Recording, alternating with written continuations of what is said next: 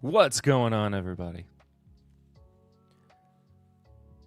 Hope y'all are having a fantastic Thursday. My name is Perry. I'm the host of This Is My Bourbon Podcast, and welcome to Timbip Live here on Thursday, September 4th. Happy September. We made it through to another week somehow. I don't quite know how, I'll be honest with you. My camera is a little goofy.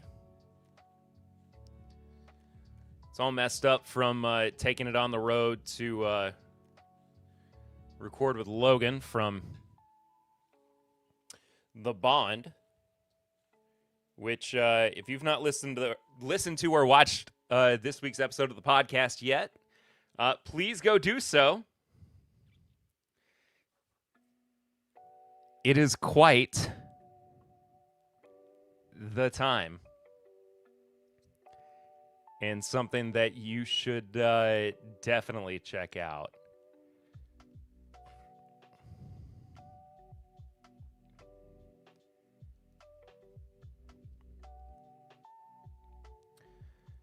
But we are here for another live stream. Excited to review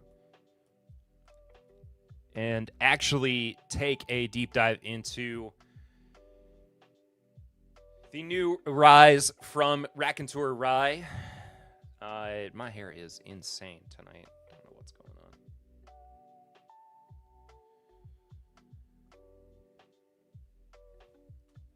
What are y'all drinking? What do you got going on? What you got poured up, if anything? I know Shy Guy's been drinking. Mr. Michael Schneider in here as well. It's probably going to be a little Four Roses barrel pick.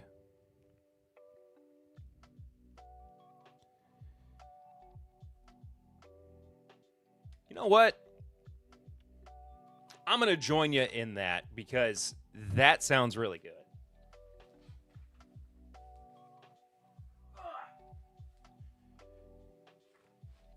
There's one not too far away.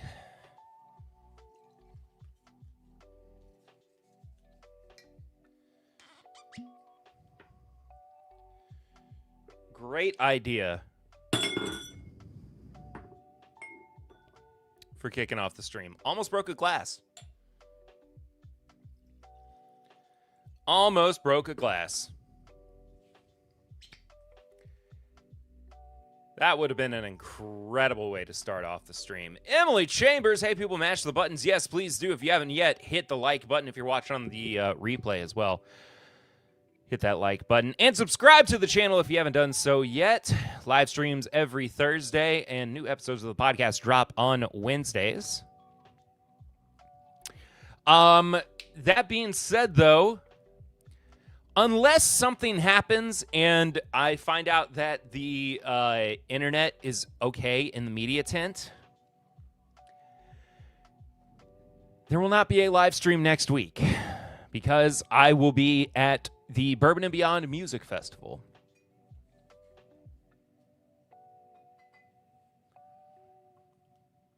Recording with people from the industry and some musicians as well. Cocaine Fest? I mean, who's to say? I would not be participating in such things. But I get the feeling that there would be a lot of that going around. Dry week this week. I still adhere to the Whiskey Vault / Tribe quarterly dry weeks. It'll end Sunday when a buddy flies in for a visit. That sounds awesome. But sorry that you're on your dry week. But this is an OBSQ. This was my birthday bottle from Papa Ritter. 11 years, 2 months, I think. Yes. From May of this year. 115.2 proof. Nice and solid way to start things off. Sub for shenanigans. I was going to say the bourbon crowd tends to be wealthy white Americans who also partake in a little booger sugar. I'm if that is true, I am not one of those people, and I have also never been offered said booger sugar by anybody in the upper echelon of the bourbon crowd. But it's the music festival that happens every year. So I will be interviewing some folks in white American, but definitely not wealthy. Well, yeah, I mean, true. Interviewing musical folks, interviewing industry folks. Gonna be a great time. Don't need sugar, just coffee and pour. I mean, I'm a black coffee guy all the way. The most kind of sweetener I would ever put in coffee, and this is like very, very rare that I would do so, but honey. I would put honey in coffee, but I am a black coffee guy all day long. Black coffee. Coffee black, whiskey neat, as they say. All right. Cheers, folks. This is my old school bourbon blind class. The no longer around bourbon blind. Also, why is the camera looking so good? Camera's looking pretty slick. If you see Take there, tell him Devin with an A said hi from Indy, aka Jay West. Is Jay supposed to be at Bourbon and Beyond? I've never actually met Jay in person. I interviewed him on the podcast back in like 2020, 2021, something like that. Anyway, cheers.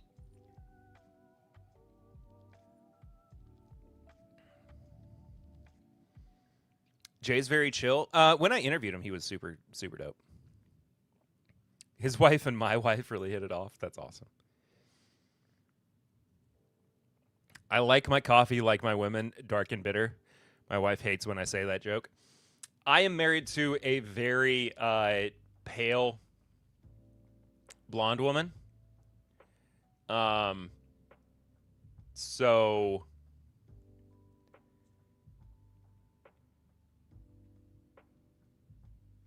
it it would not go over particularly well. Have I ever... Some of y'all might have never seen a picture of my wife on stream.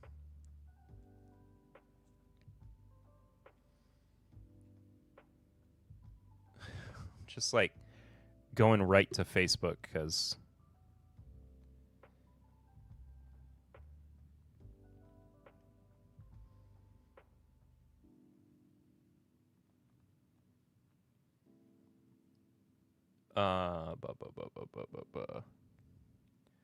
she's very pale in that picture. Here we go. This is a dope picture of my wife.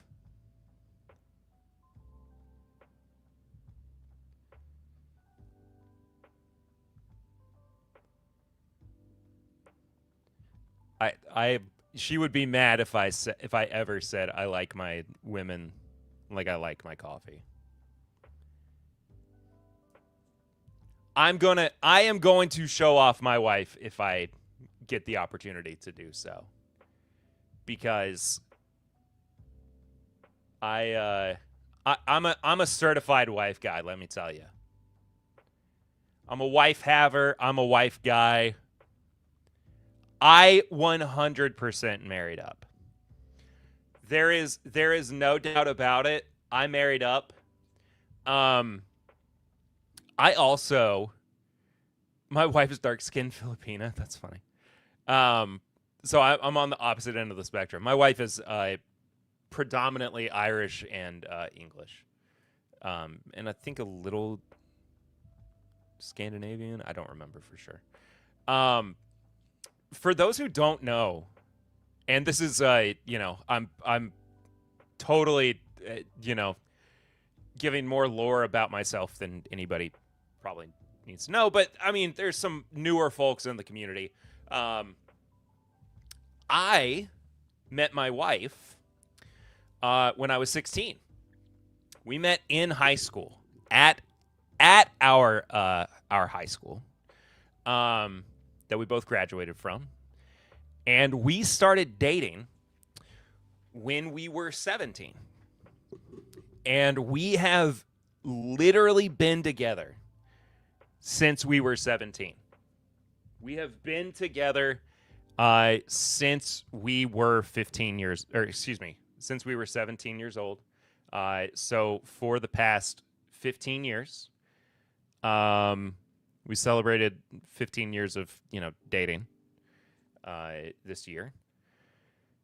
And our what was it, 9th wedding anniversary was this summer as well.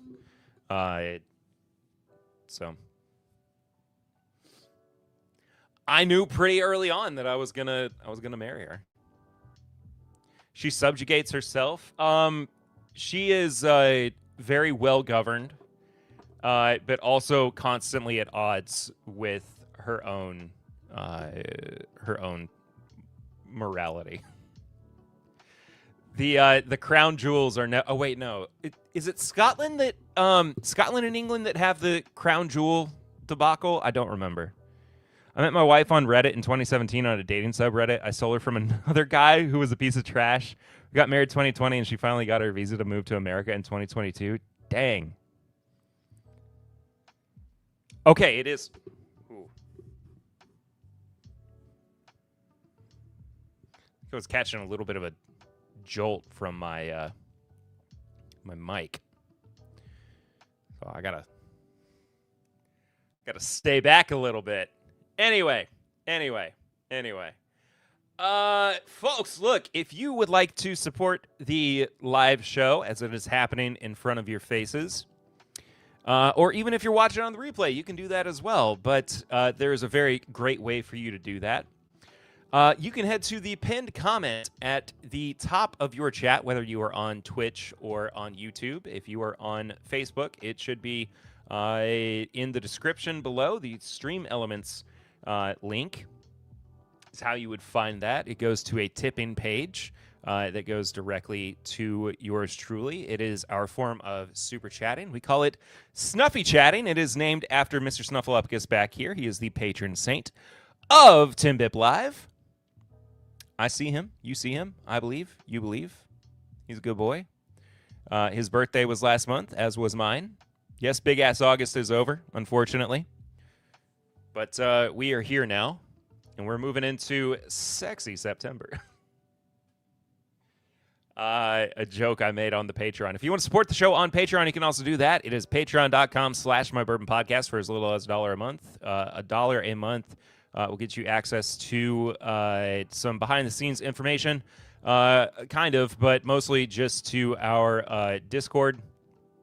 $5 and up gets you bonus content every single daggone week. Yeah, there's other tiers over there as well. My wife worked for Dow in the Philippines, and luckily someone here at the International HQ in Indy found a fairly high position for her in America when they found out she was moving. Nice. She makes like $130K a year and still climbing that corporate ladder. Holy Moses. That and the Stone of Destiny, also known as the Stone of Scone. I always say Stone of Scone. A block of red sandstone used for the coronation of Scottish monarchs for centuries. Okay, yes. Secu 1. Secu 1A? Secura? Whatever. Secu. Thank you for following on the Twitch. Appreciate you being here. Oh, we had another follow on Twitch yesterday. Bucky in Kentucky. Wait, what?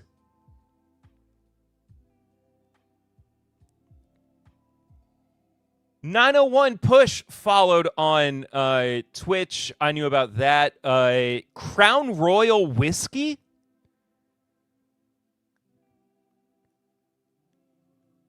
Crown Royal Whiskey followed on Twitch? What?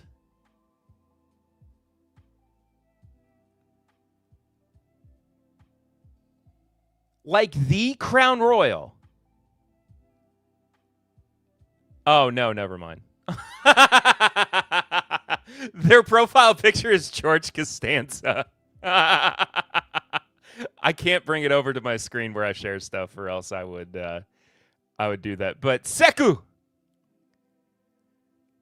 thank you for following on Twitch. Appreciate you. I had a few good follows on Twitch the past few days. Appreciate you all. You guys are the best. And thank you for watching. Anybody who's over on Twitch is still trying to grow the Twitch community, of course. They're trying to follow more Americans since they'll end up moving here soon. Yeah. The only American-made Canadian whiskey, somehow. You can also support the show on Twitch if you want to do so. $6 a month. Or connect your Amazon Prime account. You get one free Twitch Prime a month. Use it on your favorite Twitch streamer. Hopefully it is this guy. Stream every week. Sometimes it's video games. I love streaming video games. I'll be honest with you. I got the Dragon Ball shirt on this week. That was actually a birthday present. Wife just became an American last month. She just bought a T-shirt that says Miss America on it. That's amazing. Drinking and playing Warframe? Oh. Love it. Yeah. I suppose. Hey! David Jennings. Hey, Perry, thanks for doing this. I'd stick around, but I have to join Marty on Whiskey Nose for a live. Dude, no problem at all. Thank you so much for stopping by, Dave Jennings. Very good to see you. Review will be a little bit later on in the stream because we're going to hit the news here, cover what's been going on. But I was happy to receive the bottles in the mail. Thank you so much for those, and very excited to dive into them. Been grinding Pal World, and that's a ton of fun. I have been watching some streams of folks who have had access to the new Cobblemon build, too, and that has been a lot of fun to watch. Don't know if you've seen any of that, Shy Guy, but it's a Minecraft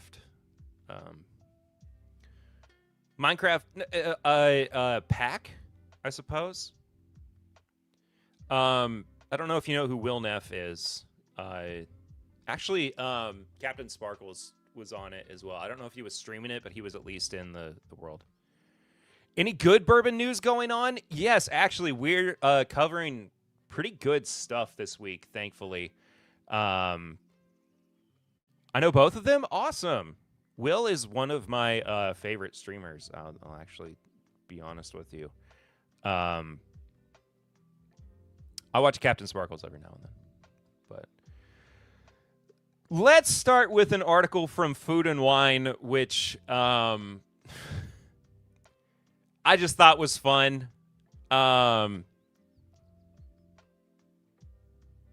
Seku, glad you're on Twitch too now? Thank you so much. Why am I blanking on? I know you, and I absolutely cannot place. I'm sorry for the follow limit, or the chat limit for followers, but thank you for being here on Twitch. My goodness gracious. Mine's this guy named Tim Bip. Just a fun little article from Food and Wine. 6 wheated whiskeys that showcase the softer side of bourbon. Just we've had a lot of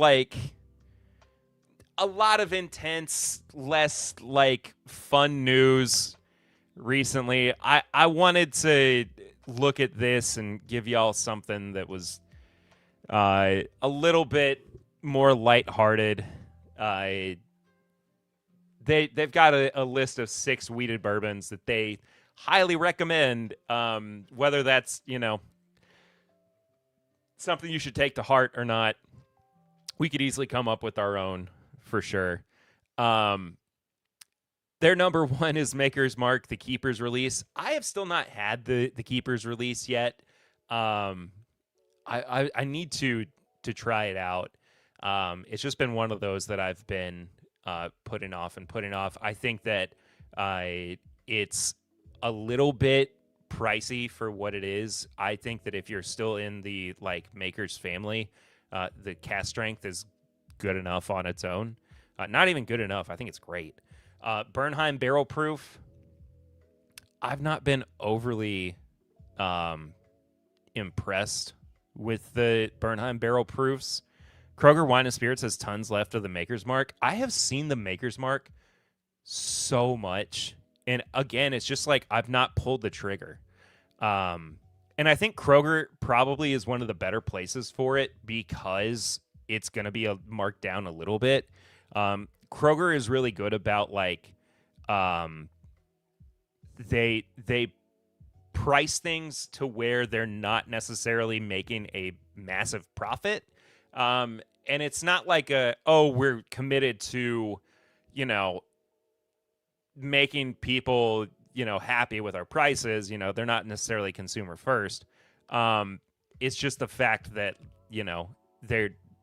they're kind of just trying to meet overhead, and that's about it. Bernheim Barrel Proof, as I said, not my favorite. I've had a couple of batches of it. That's okay. I think Larceny Barrel Proof is a better product from Heaven Hill, to be honest. And I think it comes in around the same price, maybe a little bit more expensive. It's okay, but nothing special. Yeah. Willet Wheat 8-year. This guy got better the more that I tried it, but is not. It's not my favorite. That being said, though, Willet Wheated Bourbon is not overall one of my favorite bourbons. It's just never really hit for me. Keeper bottle is sitting in front of me. Just bought it at Costco for $60. I'll send you a sample. I would really appreciate that. Thank you very much, Mike. Bernheim Barrel Proofs taste like what a lot of bourbon bros want whiskey to taste like with zero complexity. I think that's a really fair assessment. I had a really good pour of Willet Purple Top Wheated that blew my mind at Bardstown Bourbon Company.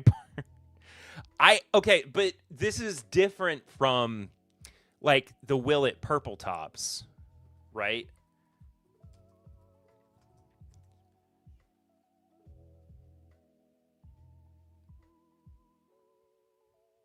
Because that is this.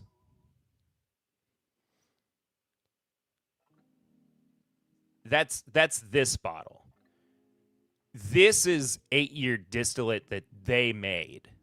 And I just was I thought it was good. It's expensive.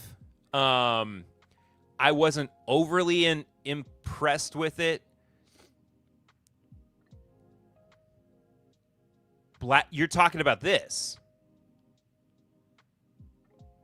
Maybe it's changed. Maybe the later batches are better. I don't know. Haven Hill grain to glass wheated bourbon. First batch was fantastic. I have not had the second batch yet, although I did get my media sample in the mail this week. To be honest, I had Michter's 10 Rye and was disappointed. I love the Michter's Rye Barrel Proof. Oh, I think the 10-year Rye is really good.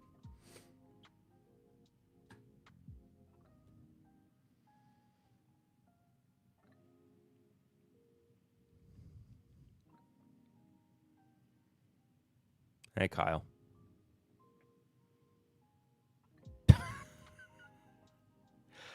Okay, hang on.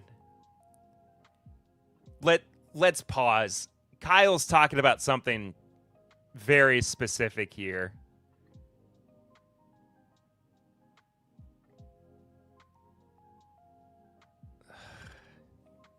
Victor's 10 Rye is fantastic, but needs a bit more proof. I think that's fair. All right, Shy Guy. We got it. This is in reference to a post from My Daily Bourbon.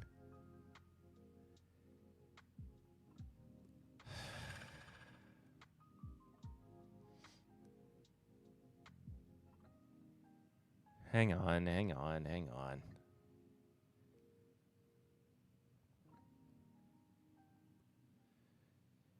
It's a new series that he started. It's called My Bourbon Pod Out of Context.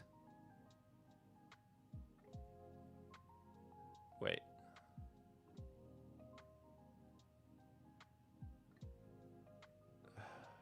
Hang on. So I'm going to start a new series called Ritter Out of Context, where it's just trolling Perry on shit that he says on the podcast and making clips of it to post on Instagram. And here's the first one. So it's Perry, how big? It's about, I don't know, 8 inches away. So I'm going to start a new series.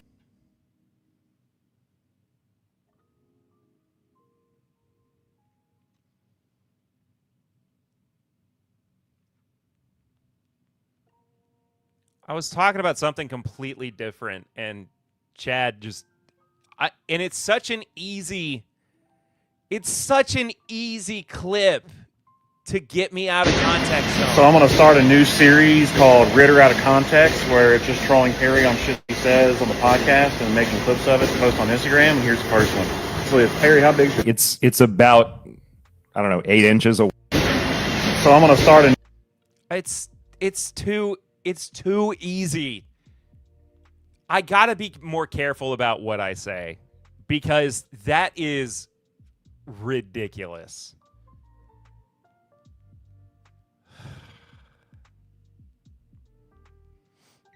Can't wait for next week's. I'm gonna be on lockdown, just trying to make sure that everything I say cannot be taken out of context. Even right now, I'm putting myself through like a pre-filter so that nothing I say, Perry Pack and Heat, dog, Andrew, you're not helping my case here, man.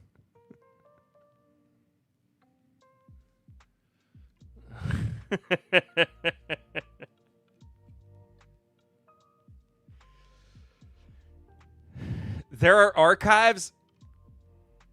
How dedicated is he to this series? Like, is he going to go through... I literally have 8 years worth of this podcast. Is he going to go through 8 years worth of the show?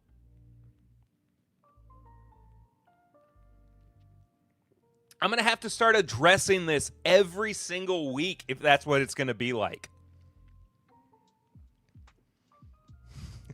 I hope so.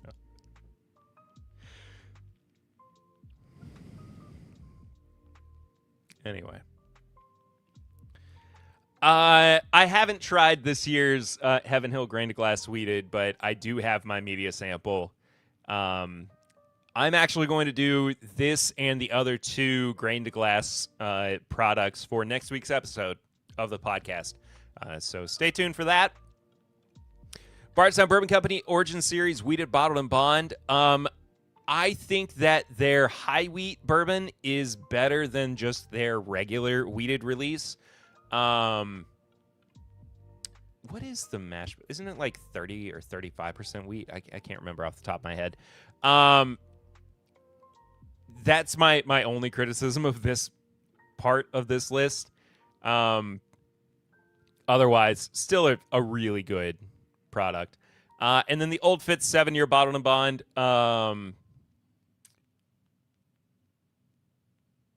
This is, I mean, I haven't done a full review of this yet. I've had it once, and I thought it was good. I just need to take the time to really dive into it on the podcast. I just, hang on.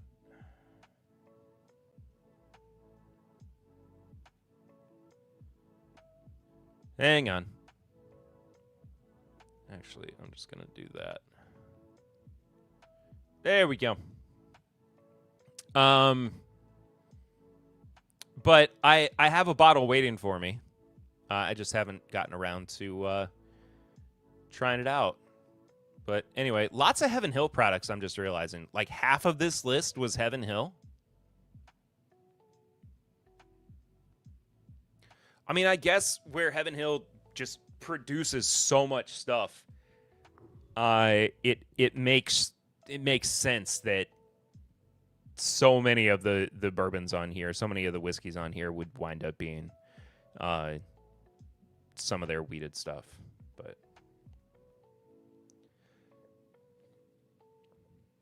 Bottled and Bond is 68-2012. High wheat is 53-39-8. Yeah, I like their high wheat better than their Bottled and Bond. Bardstown has the best rye on the market and the worst wheated on the market? Really? That is a hot take, if I've ever heard one. I like their rye quite a bit, don't get me wrong. But I was not prepared for the hot take that their wheat is some of the worst on the market. That's not where I was expecting that to go. I picked up that first Bottled and Bond wheated they did and had to throw it out. Have you tried their high wheat?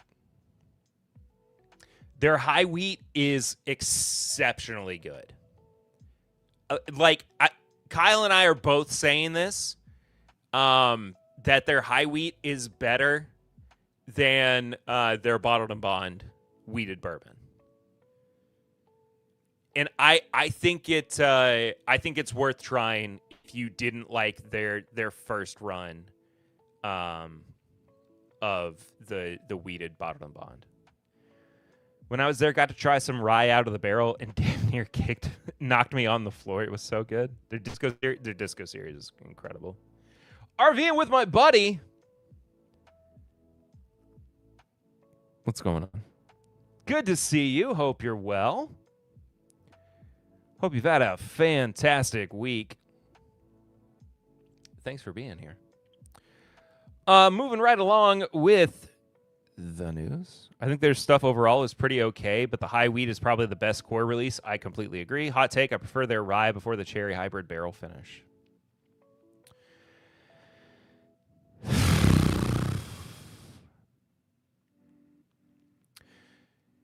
Am I crazy? Am I crazy? Or is this dumb? Is this dumb? I don't get this. Buffalo Trace is launching their first ever traveling tour. Yes, it is dumb.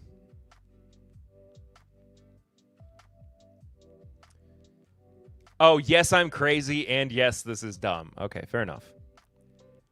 It's dumb, but whatever. I just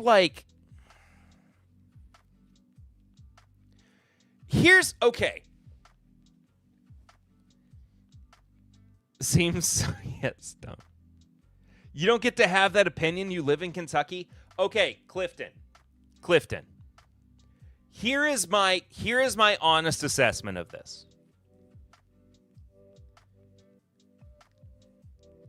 This feels like it dilutes the experience of coming to Kentucky and experiencing not just Buffalo Trace, but going to a distillery on its face.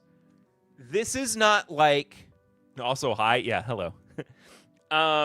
This is not like when, say, Disney opens up Disneyland Paris or Tokyo or something like that, because that magic is still there. This is cheapening the experience of what it's like to go to Buffalo Trace and have the people that make Buffalo Trace the experience that it is bring it to you. Because they'll be delivering an F-tier experience, but hey, at least you can buy your $80 Blantons after the quote-unquote tour. This, I don't see it that way. I'd debate you on this. Two things. It's a good way to show people Buffalo Trace products for people who are curious. And two, this is great for showing off bourbon and bourbon products to people who don't drink bourbon. It's a way to try and counter the bourbon boom stagnation.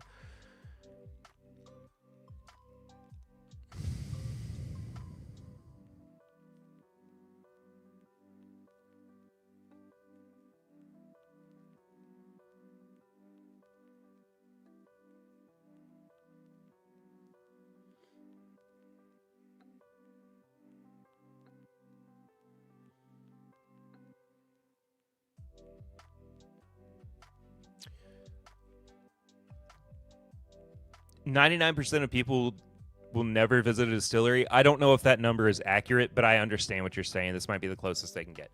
Okay. Rethinking some of what I'm saying here. The best places this idea could be utilized would be whiskey festivals. That is a really good point, and I like that. We might come back to that in a second. I'd totally be outraged with you, but at the same time, from a business mindset, they got to be doing something.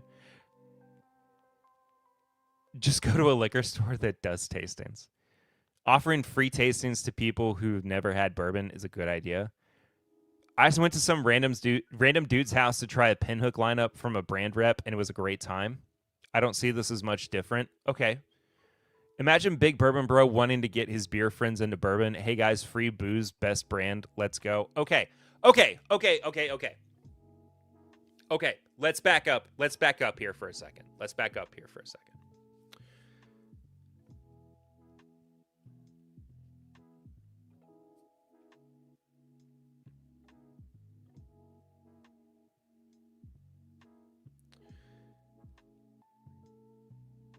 Here is my mindset.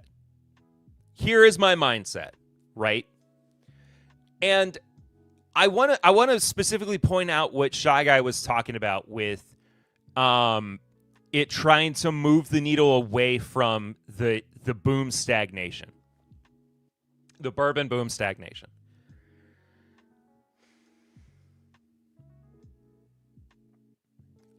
I truly don't think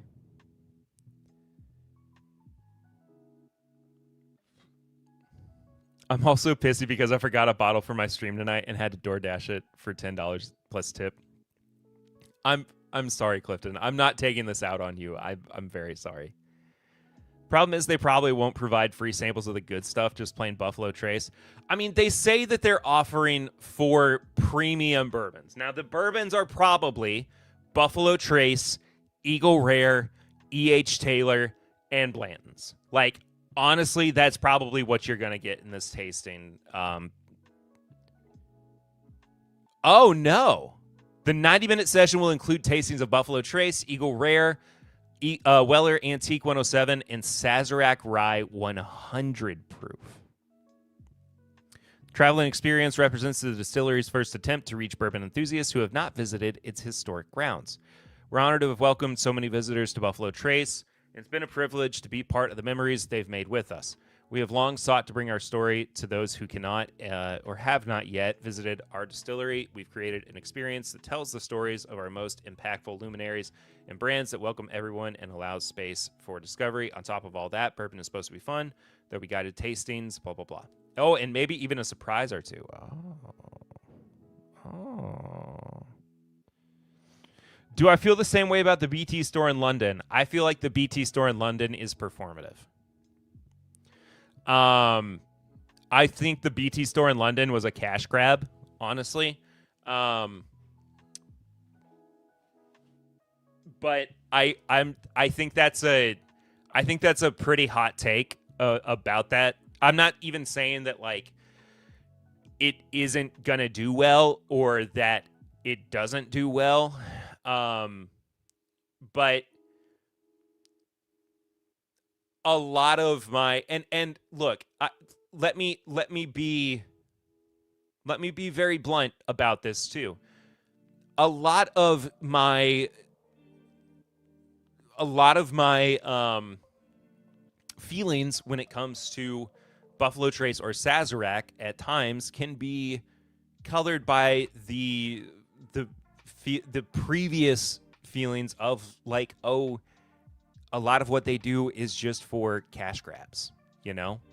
I don't disagree. I walked in and was like, why am I here? Yeah, see, I mean,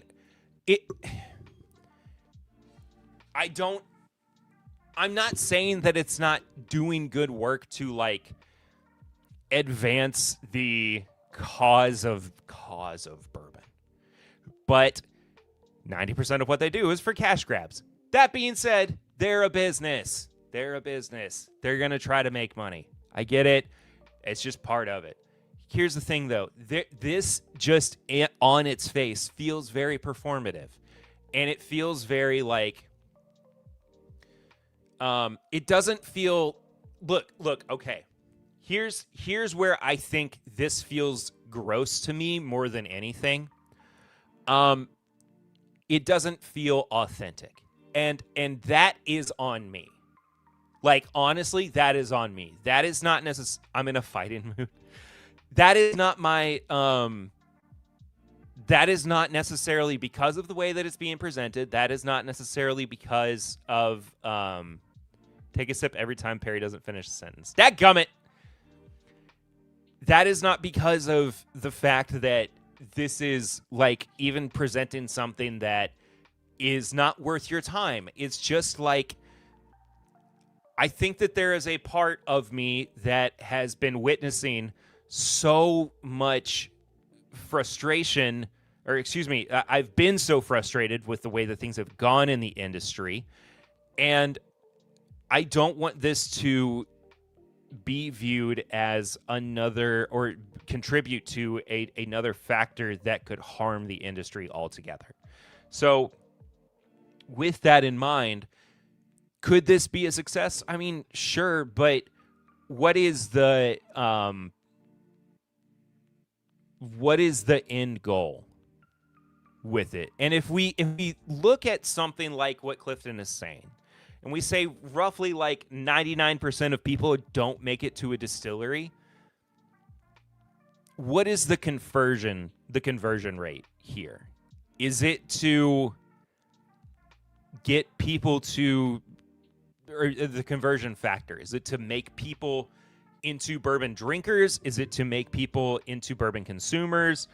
Is it to get them to Kentucky to go to distilleries? Like, and this is just from somebody, again, who is questioning constantly the motives of people who are selling bourbon right now. And I'm just...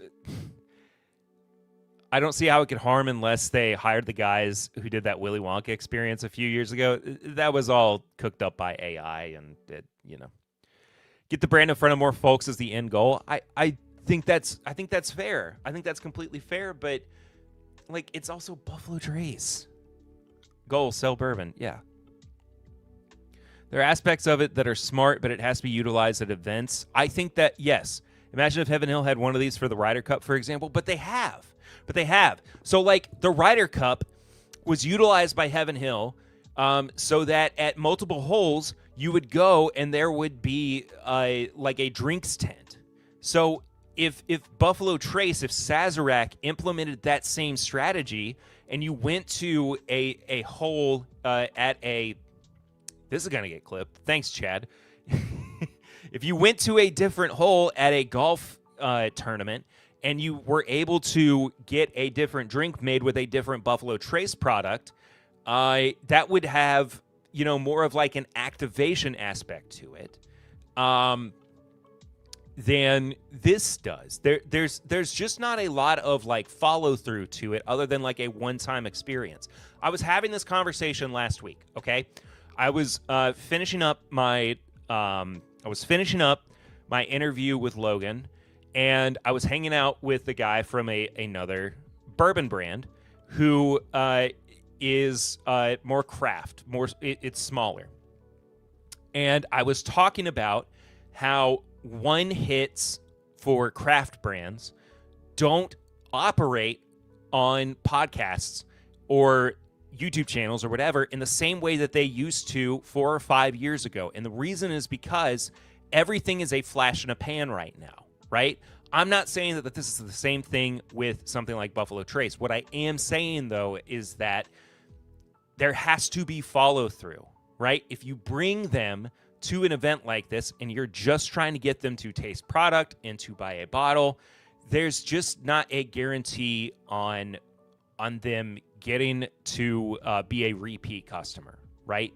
So unless you have, something that is going to entice them to continue to be a customer or to continue to taste their product, it's just not. There's got to be more to it. There's got to be more to it. So that is where I looked at this on its surface and I was like, I don't. You could say the same about liquor samples in stores for sure. Absolutely. No guarantee, but it's marketing. I don't disagree with that take at all. I'm willing to admit that those two things are likely synonymous. They'd have to pay money as sponsors to do stuff like that.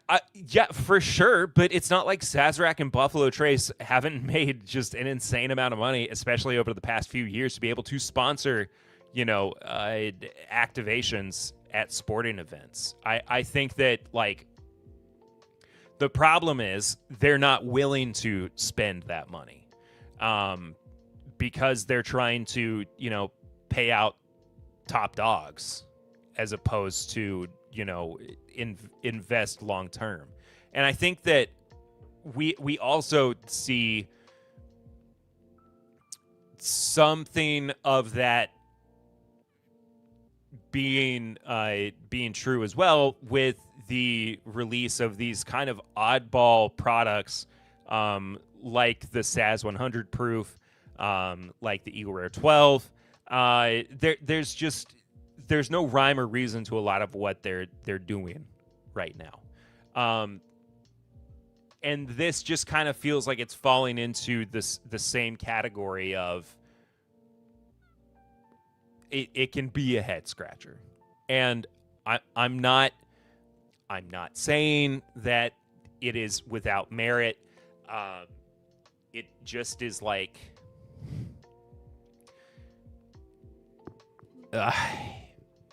I have my issues with it. The only bad products I find from Buffalo Trace is most forms of Blanton's, any Weller that isn't 107 and foolproof, and normal Saz are all either garbage or mediocre. Fair enough. I wanted to touch on this as well.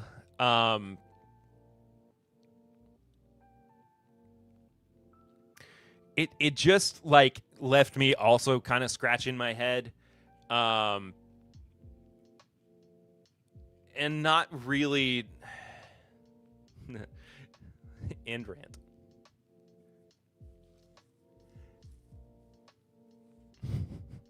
End rant sips bourbon.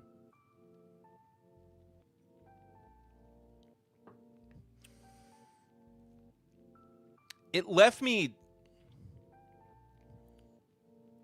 scratching my head and also just being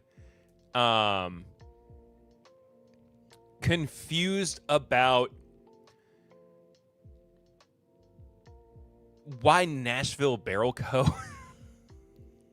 was. Which head was I scratching? Dog.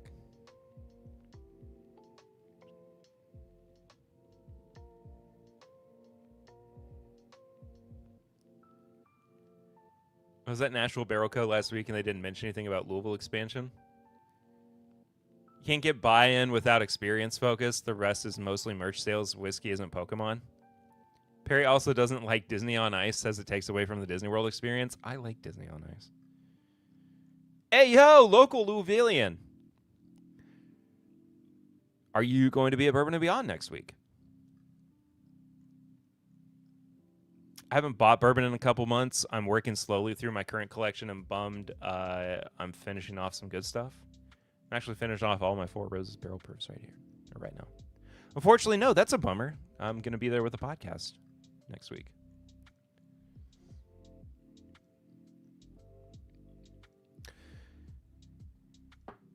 Anyway,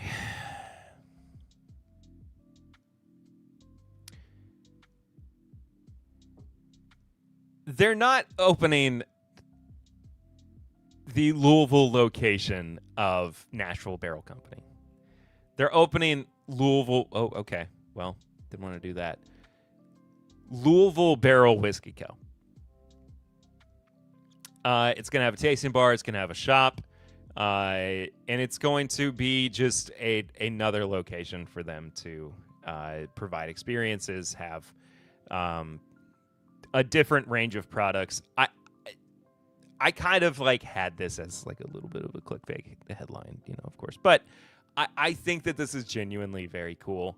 And I think that it's going to be a great expansion for their brand. You're a Tennessee product.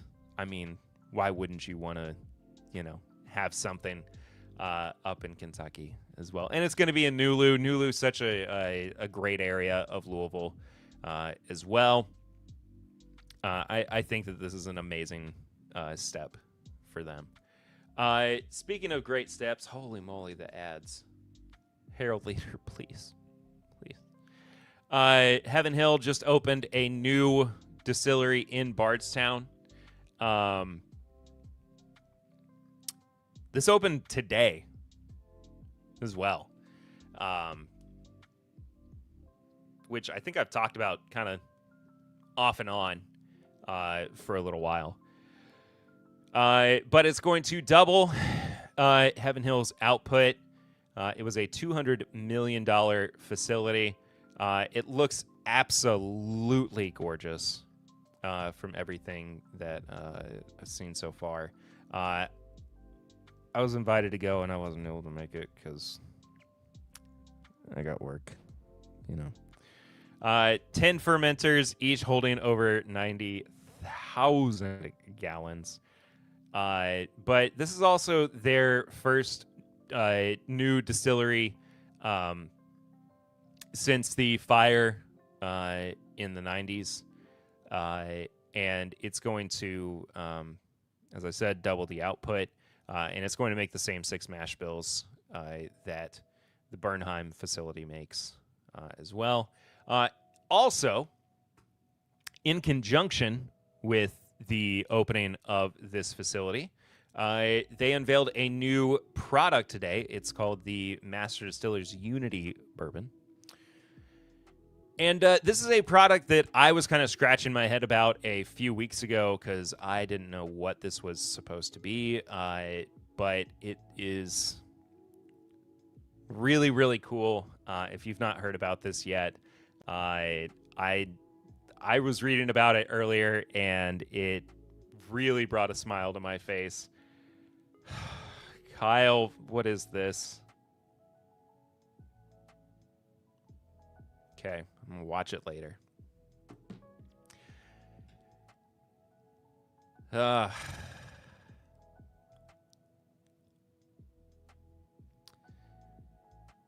It's got the last remaining barrel that was distilled by Parker Beam. That was 34 years old. It's mingled with 14-year-old, 8-year-old, and 6-year-old bourbon, crafted at Bernheim by Parker Beam and Denny Potter and Connor O'Driscoll. Just an incredible combination. It's going to be 107 proof and $225. Only 4,000 bottles available. Just a very cool. You want me to watch it now? Oops. That's just my whole text messages. Like all of them.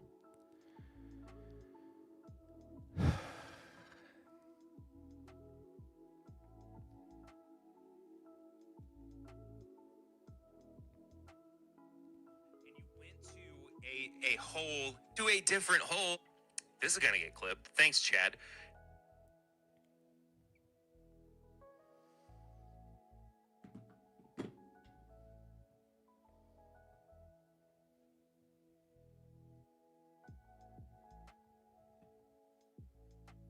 and you went to a different hole. This is going to get clipped. Thanks, Chad.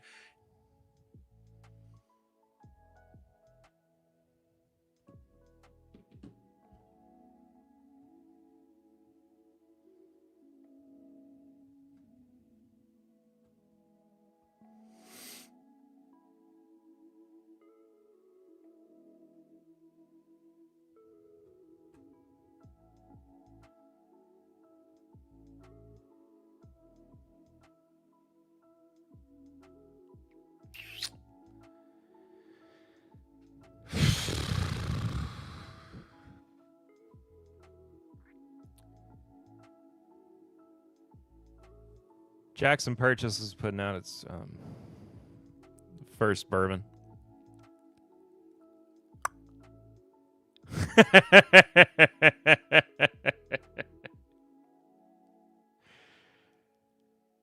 Called Foolproof.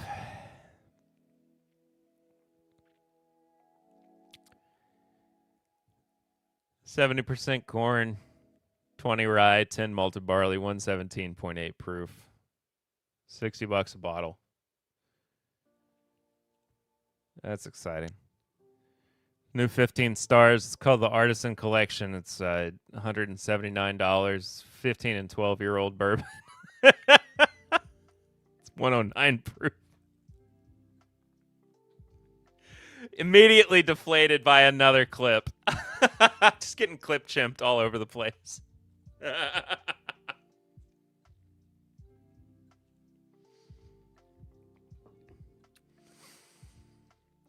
I'm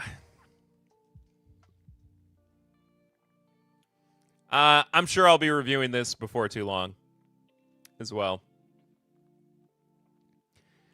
Very excited about it. Milliman Green's got a new bourbon as well. Provisions for $35. I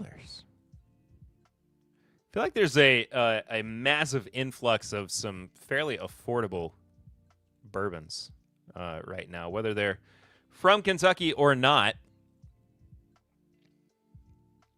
But, you know, it's only an 80 proofer for $35 all the way down in Texas.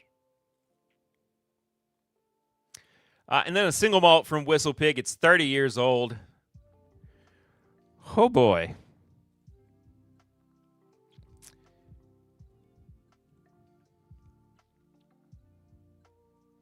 $5,000. $5,000. I'm full of hot takes tonight, but Angel's Envy and 15 Stars are brands I will never support. Also, brand names / designs can really make or break me buying their bottle most times. I've also not been impressed by Whistle Pig ever. I genuinely very much like 15 Stars. That is not just me saying that because they send product. But I do like 15 Stars quite a bit. But Whistle Pig is one of those weird ones where I've not had a whole lot from them where I've been overly impressed. I don't think I would buy anything from... I would never buy a $5,000 bottle, though. I tried all the 15-star standard lineup and wasn't a fan. Hey, it's fair, man. Why did I just actively close? Hello? My keyboard's asleep.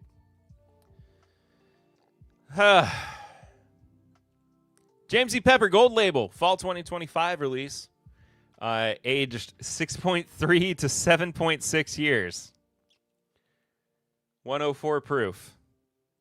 It's a bourbon. I don't know what... Okay. 6.3 to 7.6 years?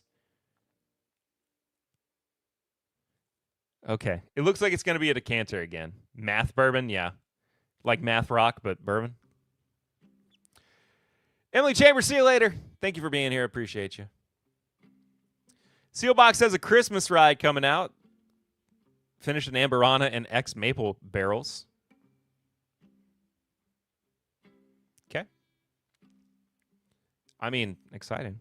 I've seen Elijah Craig's small batch barrel pick before. Isn't that wild? Drinking bourbon in 5-4.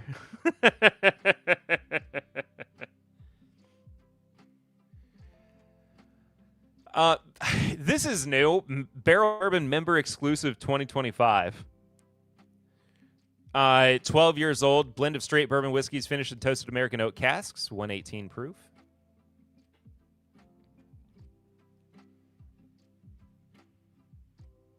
Whistle Pig, meh. Also, 4 rows of small batch select barrel pick. Interesting.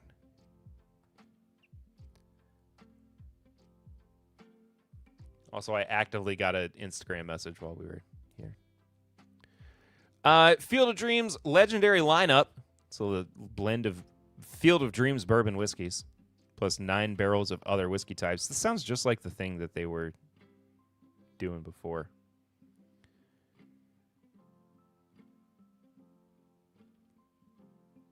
Okay, but we have a lot less information about it this time. Oh well. New Father Time from what's his name? Jim Gaffigan. Here we go again with the Field of Dreams. Yeah. We'll see.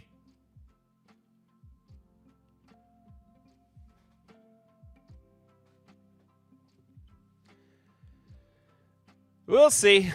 I don't know. I don't care about this one. Why did I open this one? Jim's fine, I guess. I've not had Father Time yet. The Steward's release from the wood finishing series of Maker's Mark. 109.2 proof. More virgin toasted American oak staves. Hot dog. Okay. We're really doing things. Bourbon Deluxe. Another one. It's a single barrel.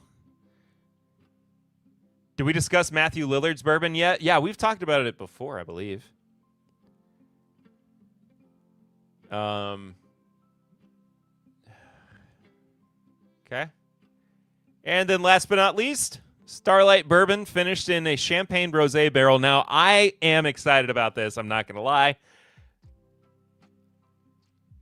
I like rosé. What am I supposed to say? Why? Because I like rosé, man.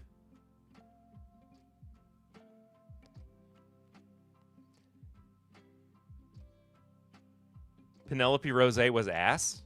Okay. Well, rosé's not strong enough of a flavor. All right. What fun we've had tonight. Everybody's having a great time. Nobody's mad about anything.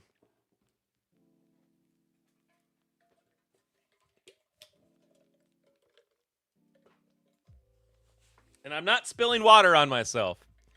Quick, someone say something controversial that will help get Timbip canceled. Just a couple of haters today? Yeah, just a few. All right. That's the is that 2? Yeah, that's 2. Mellow corn is better than Blanton's. That's a heck of a hot take.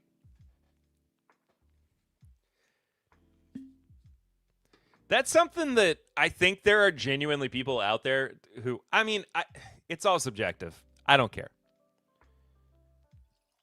But I think that there are people out there who believe that so wholeheartedly that they would take you to task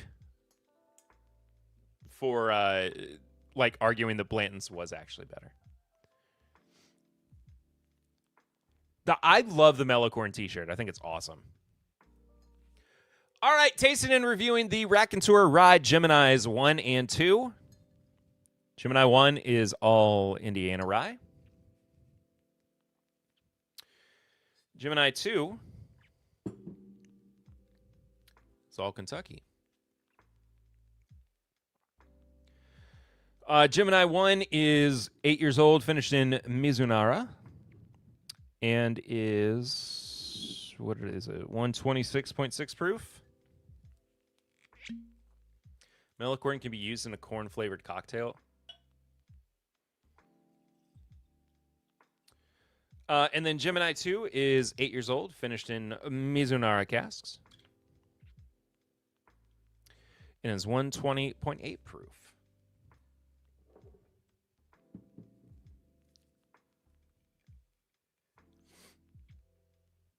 This is like Kodak Black calling Trump his Gemini twin. I'll try to be more positive. You do whatever you want to. It's fine.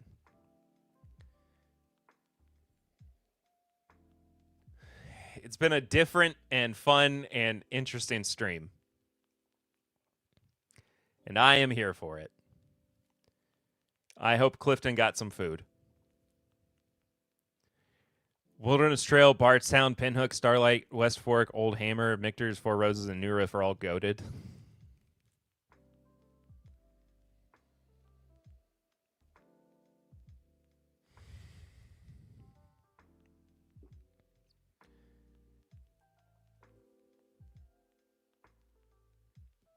I'm also a Wild Turkey guy. And Jim Beam. Jim Beam. I don't know why I said it the way I did. And Jim Beam. It's all one word, and I left out a couple little letters in there. Jim Beam.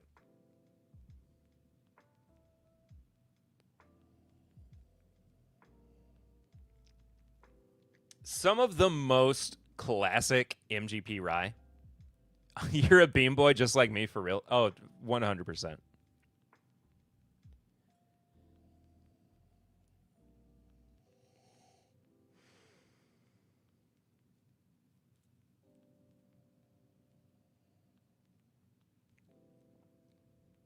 Some of the most classic MGP rye just elevated by that secondary cask finish. It's really quite sweet as well. It's got this really nice, like, toasted honey note as well.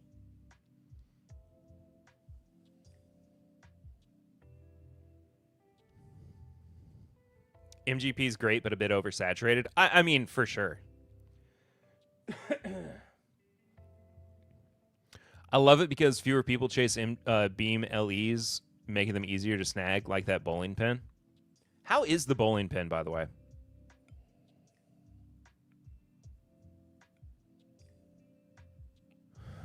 Ooh, there's French vanilla the further I dig into this, too.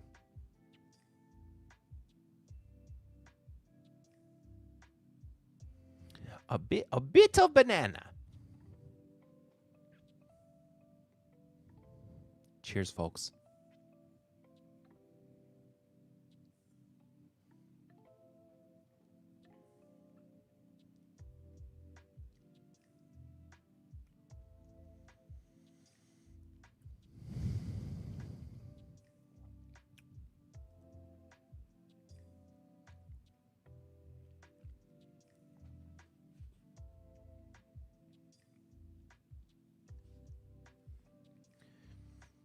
Bit minty.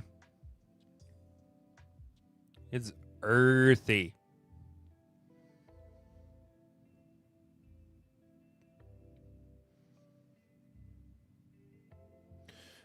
Haven't cracked it yet. Hoping to bum a pour from Grand Chad first.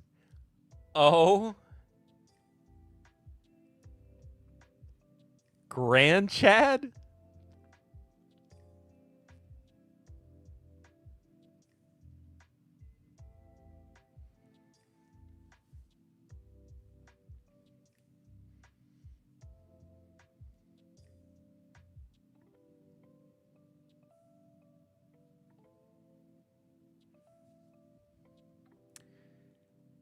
Oh, he's going to hate it for sure. I'm here for it. Here, the bowling pin is easy to knock down in a night. The Chads were going to do a review, I thought. Are they? Jack Daniels is also goated, underrated by people who only have the Jack Daniels number 7, but anyone who's had their barrel proofs know how good they can be. Oh, for sure. Oh, and their ryes are incredible. I think their barrel proofs might be some of my favorite whiskeys, just hands down.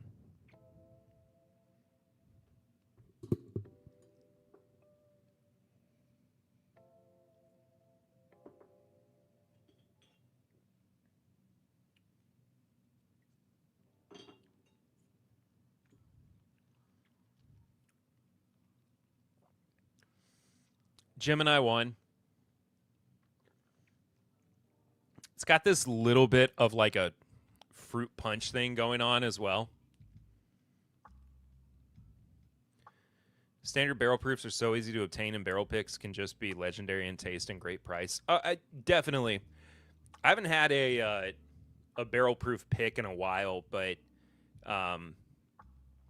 the regular barrel proofs are getting easier and easier to buy around Lexington. Do you guys want to see? Okay.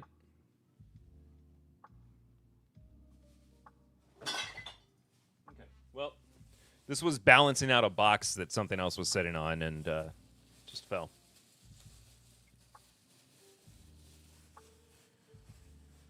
I bought this last week.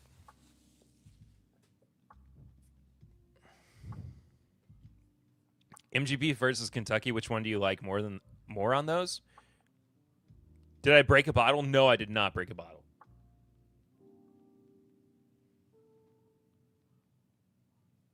Yeah. It's not bourbon. Bourbon adjacent. Big Vic, what's going on, buddy? Good to see you.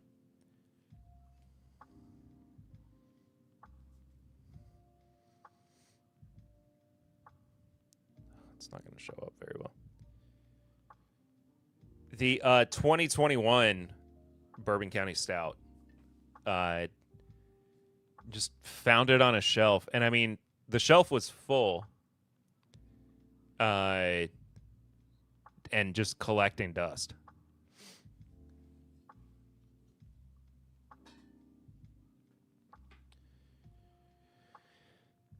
%51 well-aged MGP rye is my shit.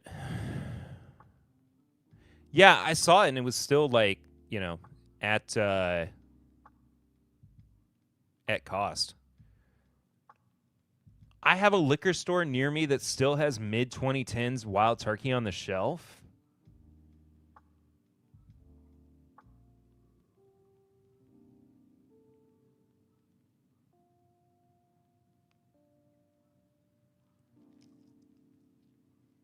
Devin,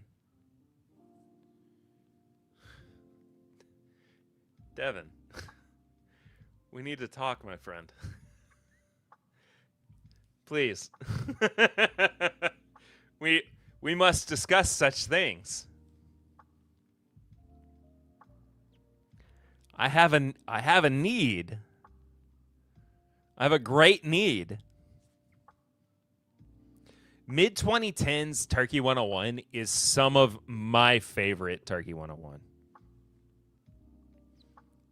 If y'all haven't had it, Turkey 101 Rye is totally worth trying.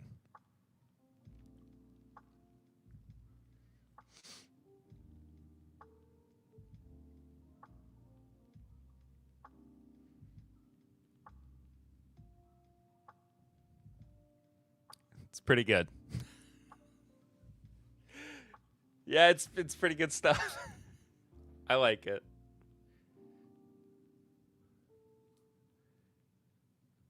It's aight? You think it's aight? Kyle.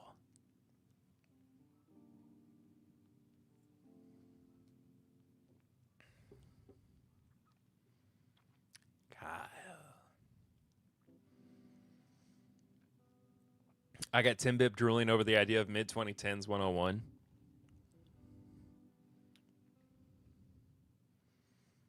Above mid. That's fair.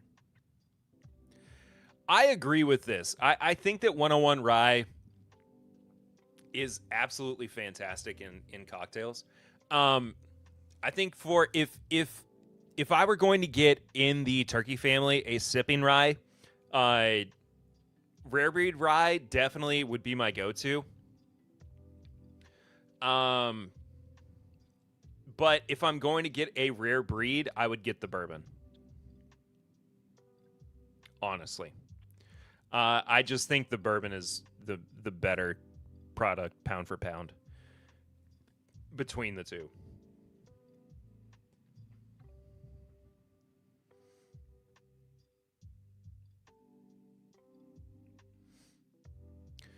Rare breed bourbon and rye are readily available are great. Yeah, that I can get.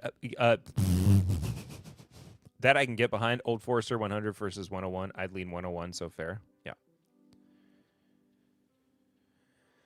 I think that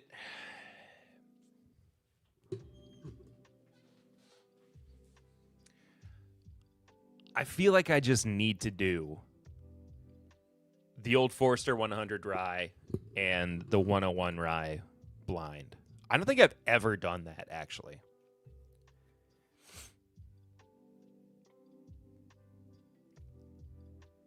Both are weirdly not popular enough for how solid they are. I think the Old Forester 100 rye was super popular when it first came out, and I don't think that it maintained its popularity. Kyle thinks that the Old Forester 100 got worse. I haven't bought a bottle in a long time. Like, and maybe it's just because there were other bottles that I was buying instead. But I don't even think that I've finished the first couple of bottles that I bought.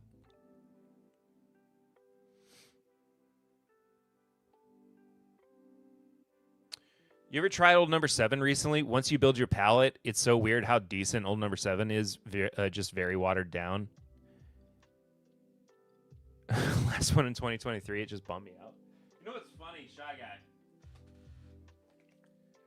When I did my stream a few weeks ago on how to mix the Jack Blackberry, I bought a bottle of Old Number 7, and I was actually quite surprised. Here, let's do a little palate cleanser.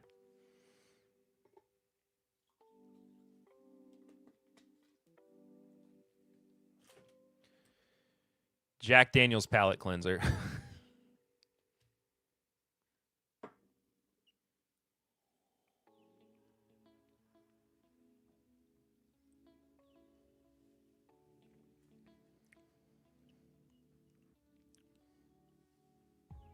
Dude, honestly,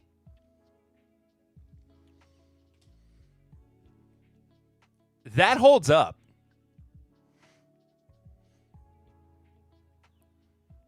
Yeah, I'm washing my mouth with a bottle of Jack.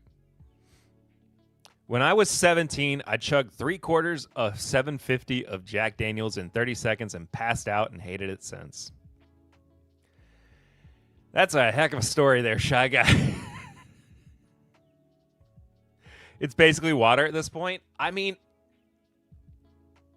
it's really not that bad. This is some of the better Old Number 7 I've had in a while.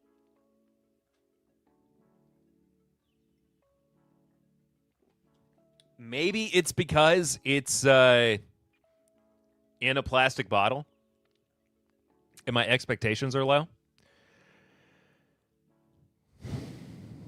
Man, it really does make me think of the old days. I woke up in the middle of the night covered in vomit in the middle of a party and almost fell into the bonfire. Glad you're still with us. Glad you are still with us.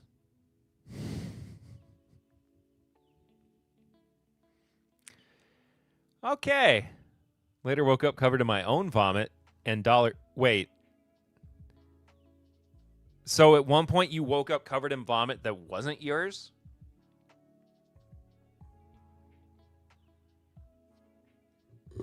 And then later on you woke up covered in your own vomit.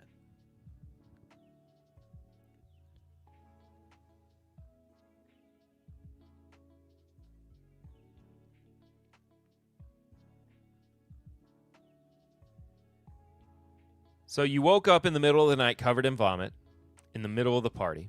And then you later woke up covered in your own vomit. and dollar bills, because people took your Mike's Hard bottles and gave you a $1 bill for each bottle they took and just tossed it on me. And the world may never know. Well, life is full of beautiful little mysteries. Let me tell you.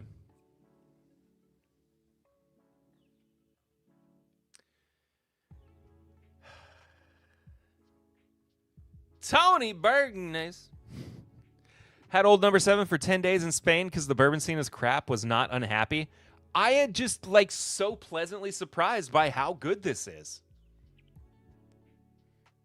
It says right on the bottle, it's quality. And you know what, dadgummit? It is quality.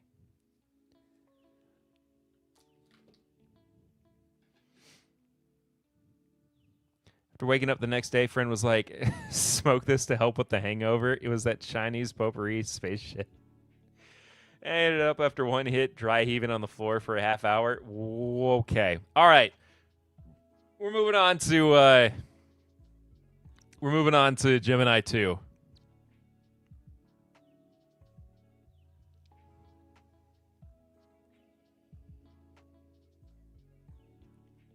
Gemini 2, as I said earlier, is Kentucky Rye.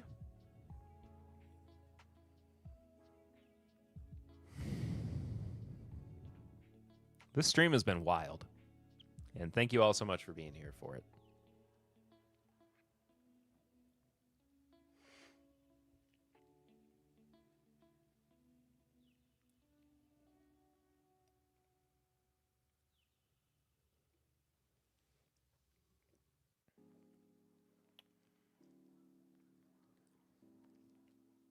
Now the 2,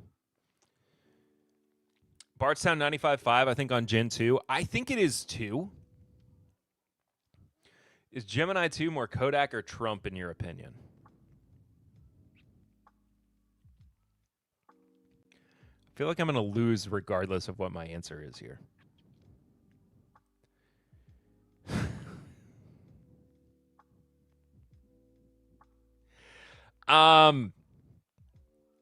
Yeah, I am pretty sure that it is Bardstown 95.5. It is more just like a classic Kodak Black. More of a classic rye profile, not necessarily like a classic MGP rye profile. What I mean by this is that it is bright, it is spicy. It's a little less like refined around the edges. What is interesting about the two of these side by side is that the Gemini 1 is built, it feels like, for more of the bourbon drinker who is trying to get into rye, and Gemini 2 is more of like just a rye drinker's rye. Maybe even more so for people who are geared towards like European whiskeys, really outside of the United States,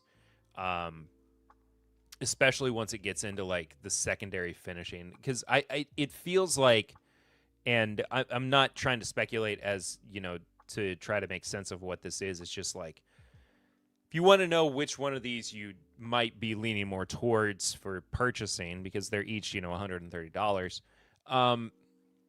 If you want something that's a bit more vibrant, Gemini 2 might be more of your speed. If you want something that's a bit more subtle but still full of flavor, Gemini 1 might be more of what you're looking for.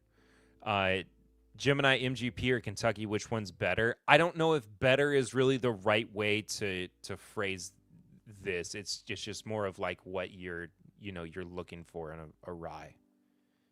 Hey, Papa Ritter. Mama Ritter and I are finishing up dinner at Suggins right now. Hopefully we'll be home before the stream finishes. If not, love you all. Love you too.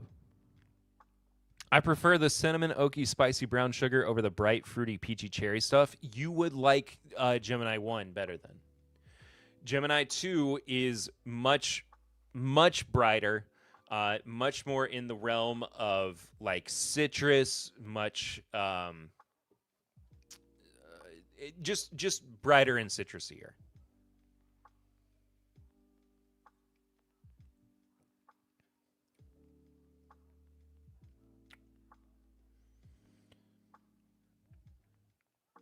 Breitbart's down. Here's the funny thing though. This is my my fun, like, I don't have a preference because I enjoy both of these for different reasons. Like, I just think they're both, they pair so well together. And I, I always say this because when I get bottles like these, I have to preface it because I don't get a percentage of sales. I don't get any kind of kickback or anything. I think it's way more fun in my eyes to like have one of each, because you get to do your own comparison. Again, that's $260 for, 2 bottles. So you'd be out a bit more money. But I like being able to have them side by side, and see how they compare. That being said, though, that's a chunk, Really love Raconteur Batch 1. Heard these are pretty different to the first 3. They really are. They really are. It's really funny because batches 1 and 2 were so... they were such a great introduction to a unique finish for a rye whiskey, and batch 2 was, slightly more refined, while batch 3 was just like, oh, we've figured out kind of our niche with this. And here, I'll tell you what.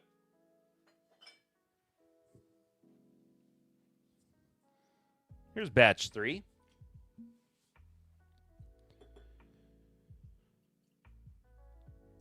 I'll actually try a little bit. Compare it.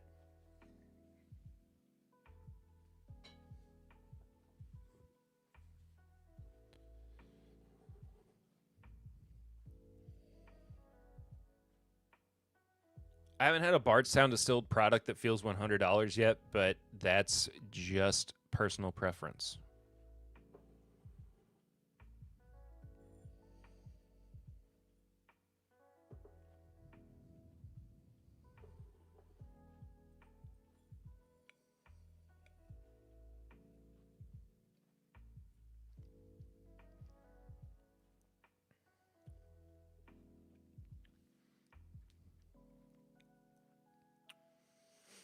Batch 3 is so unbelievably outside of the realm of what either of these tastes like. Holy smokes.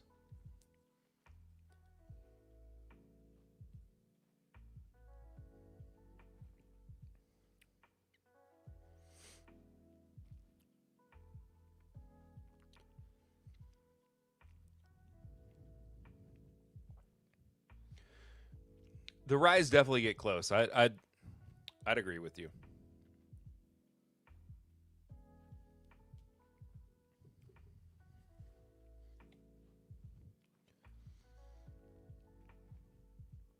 I think most days, Shy Guy, like, to answer your question, not necessarily like to what is better, but to my personal taste, I'm typically going for something that is a bit more mellow, a bit on the darker side. GEMINI Batch 1 is probably something that I would be more inclined to pick up and pour. But at the same time, like, I think I had a slightly more visceral reaction to GEMINI 2. just because I think I was getting more like of an experience with it. Like it felt like a more profound rye, I guess. I don't know. I hope that makes a bit of sense. But these are both really good. And batch 3 is so unlike either of these.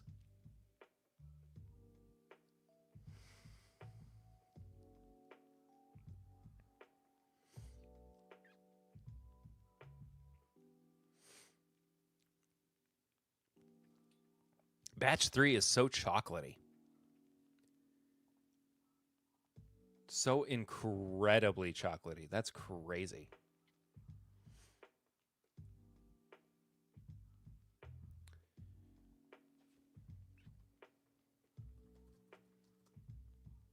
My keyboard fell asleep again.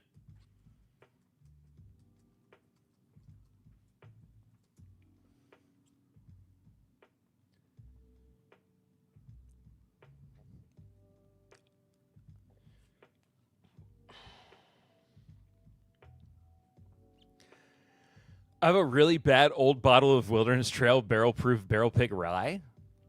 It's one of their one of their beginner barrels. Shy Guy, I would encourage you to go back into the archives of the podcast and search for and I don't. Let me look at something.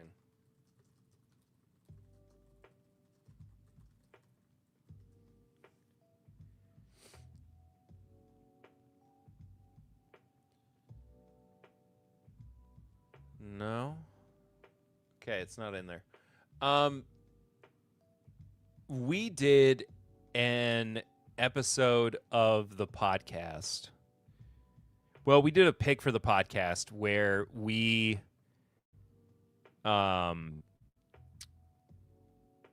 picked a Wilderness Trail barrel. And my former co-host Eric had a barrel that he thought was crazy. And he kept referring to it as Funky Nerds. And he it eventually, got finished. But I want you to try to find that in the podcast archives. Because it's a great story. Haven't had the Bardstown 95.5, but I love the MGP 95.5 once it hits 10 plus years old. The candy notes hit me just right. What would you say is the biggest difference between the two expressions?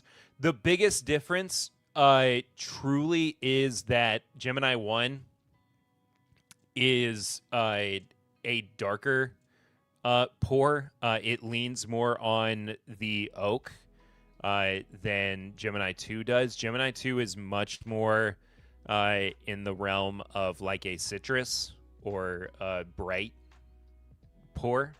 I genuinely think they're both great. I also think that 2 is more of a like classic rye, whereas 1 is more of a classic MGP rye, if that makes sense. I should send you some samples eventually, please. I would love that.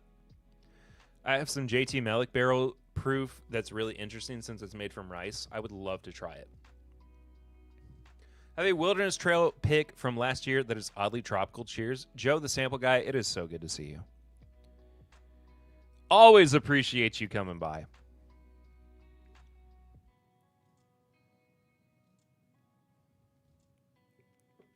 I think I need to fix my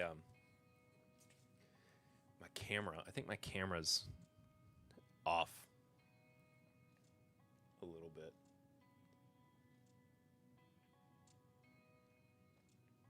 Hang on.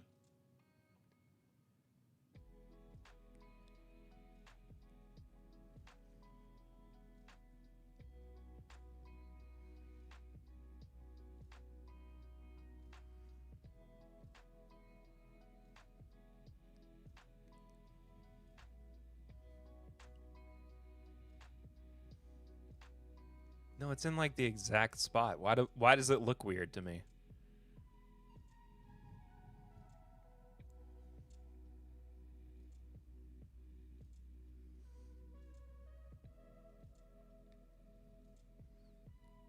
Huh. Strange. I don't know. Maybe it's my shirt.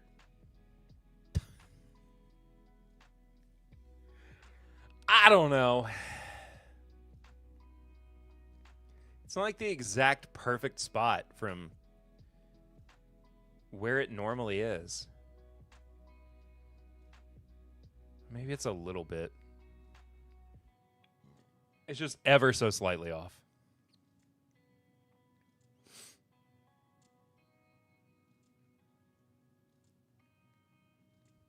Oh well. Looks normal to me. Yeah, it is. I'm dumb. I'm just a dummy. Just want to say again, thank you to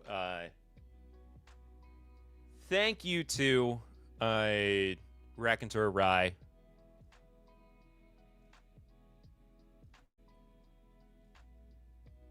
Mysterious dark corner to your left as always. To my left. Over here? Like my wall?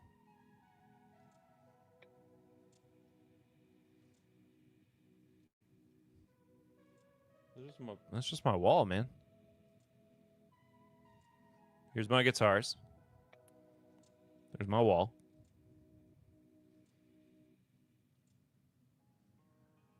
There's Eric. Looks like a dark void. That's so funny. I like how it looks like a cave. Those pictures will go up there. They're supposed to, at least. That's the plan. Keep expecting someone to pop out. If someone popped out of that dark area, I would...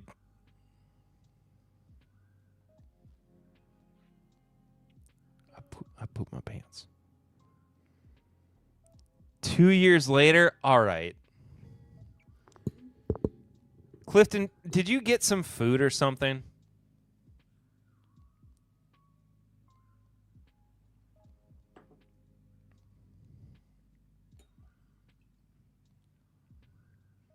Love you, buddy. Hey, we had fun playing Peak the other night. I was really bad at it, but I had fun. I played Peak on Clifton's stream on Twitch. I was supposed to play Peak on my Twitch last week with some friends, and that didn't work out, which is, it happens. Definitely down to play again soon, please.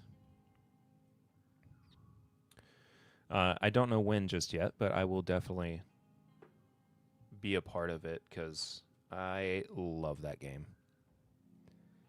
Down next time you want to stream? Hopefully soon. Let me look at my calendar. Ask Steven or Fred, they're big into it.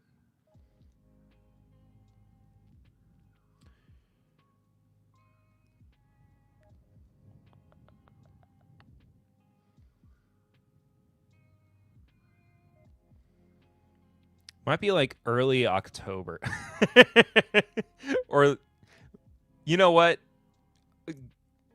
Actually, a couple weeks from now, we should be able to do it. I have Bourbon and Beyond next week, and that's like occupying most of my... It's not that. It's that I have Bourbon and Beyond next week, and it's occupying so much of my brain that I think that I'm busy for like a month. When in reality, I'm just there for like 4 days, and it's going to feel like I'm only doing that for an entire like month. Does that make sense? Like, I don't normally do that much content in that much amount of time.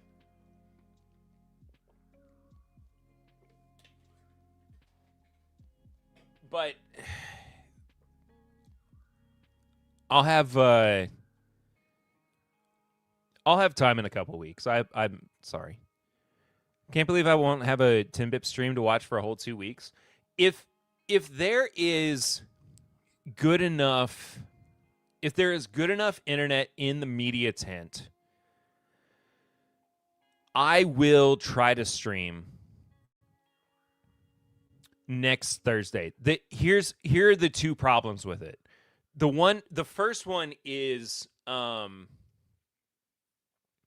being able to maintain like good internet, because it could just be absolute garbage. The other one is having music playing in the background and people like or having YouTube just constantly clapping every like second of the stream. Like that's why I want to stream on Twitch next week, if like Twitch only, if I do stream.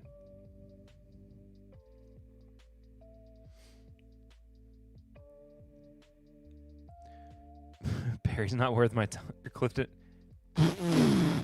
What I hear, Clifton's not worth my time because he's so confrontational. Perry doesn't know how to put up with my shit. I know, Michael. That's not it.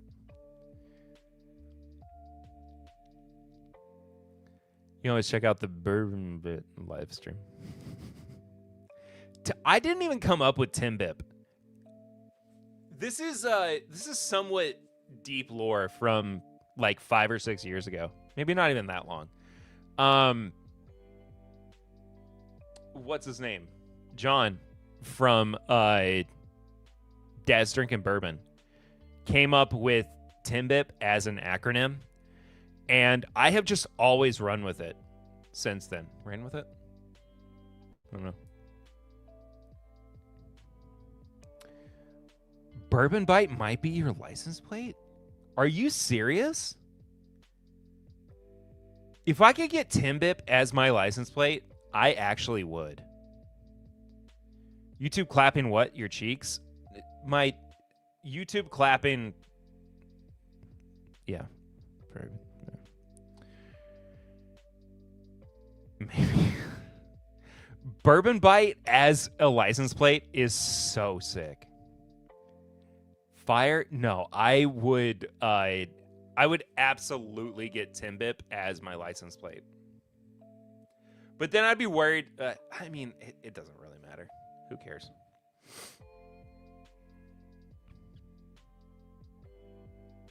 My banged up 2015 Chevy Equinox.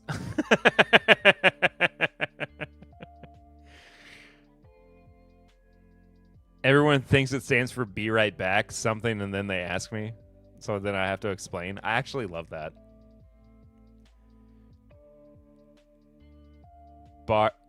Barb and I don't know. Now I know I was following the correct car last week.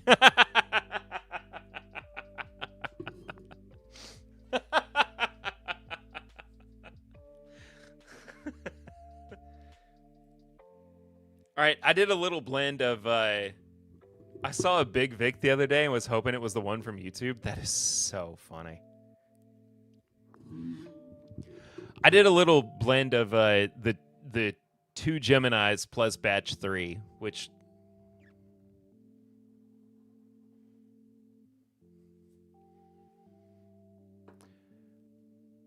Hungman should be the Timbip license plate. That's like YouTube's gonna hate this. Oh well.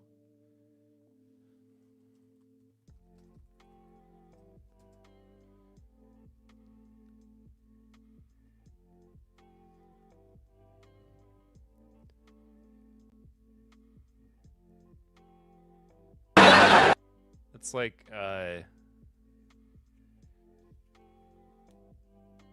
this clip. Yeah, I'm here to pick up my new plates. My name's Kramer, Cosmo Kramer. Kramer. All right. All right. Sign right here, please. Okay. Yeah. All right. Thanks. Ass man.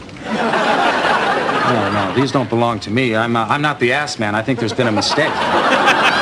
What's your name again? Cosmo Kramer. Cosmo Kramer. You are the ass man. No, I'm not the ass man. Well, as far as the state of New York is concerned, you are.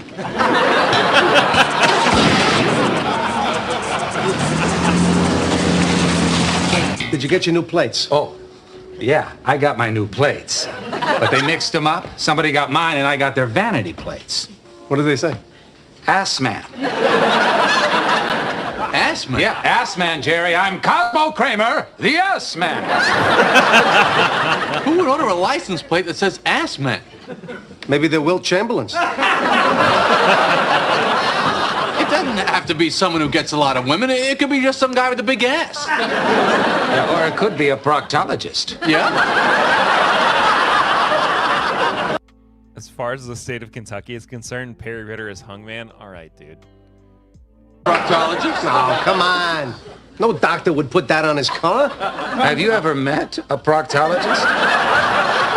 Well, they usually have a very good sense of humor. You meet a proctologist at a party. Don't walk away. Plant yourself there because you will hear the funniest stories you've ever heard. See, no one wants to admit to them that they stuck something up there. Never. It's always an accident. Every proctologist story ends in the same way. It was 1,000,000 to 1 shoot. If you're driving a giant pickup truck and have the license plate hungman, I immediately assume you have the smallest. God, Doc. 1,000,000 to 1. Oh, there's my phone. You heard his phone.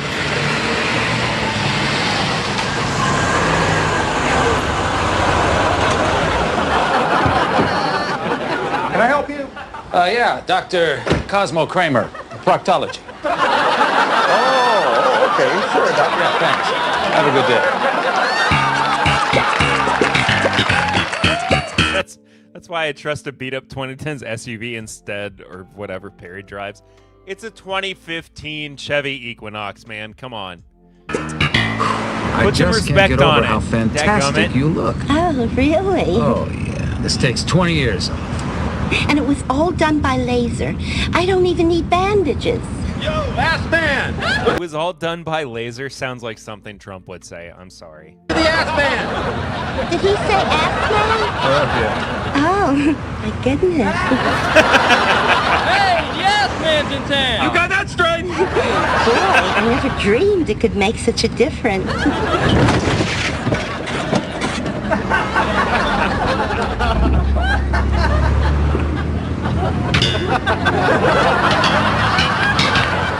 She could have just put a seatbelt on.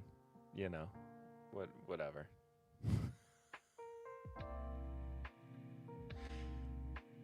In West Hollywood, you get a very different reaction. I mean, WeHo is just, you know, a land in and of itself.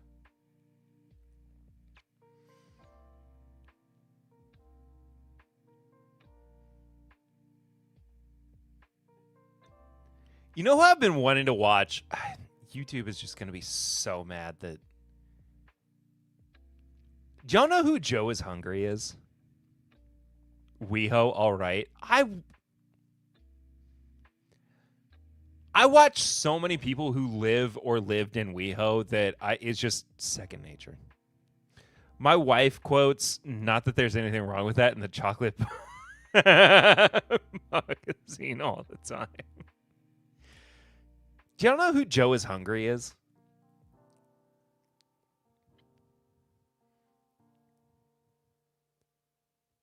Oh, like WeHo.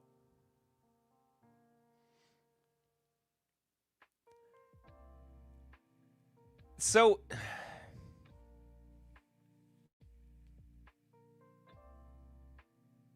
know Joe? Like, genuinely you know who Joe is, or you just...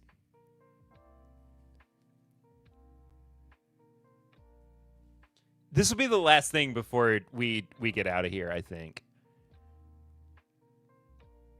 I love that I've turned into, like, a variety streamer for whatever reason.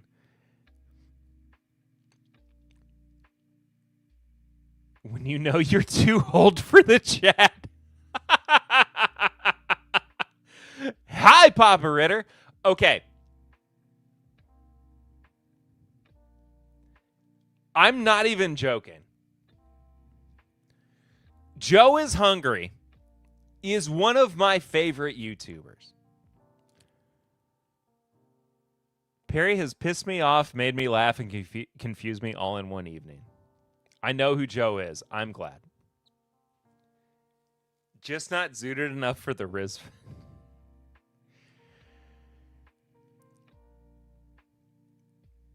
I'll check him out. I watch tons of food YouTubers. Well, here's the thing. We're going to watch Joe's latest video tonight. Joe is one of my favorite YouTubers. He does fast food reviews. He is a former nurse. I watch a lot of random YouTubers that you don't want to know about. What a send-off. Joe is the sweetest man with some of the most amazing editing that you have ever seen. Is he as good as Review Bra? I'm going to let you decide for yourself, okay? His most recent review is of the Burger King new Crispy Onion Whopper. It's a limited time offer. I am determined. I hope it's Windows Movie Maker transitions. You are not ready for the level of editing that comes out of Joe is Hungry. Okay? So, we're going to watch this together. This is going to be how we end out tonight. Y'all are not prepared for Joe is Hungry. Yes, this man has done 528 videos on his channel.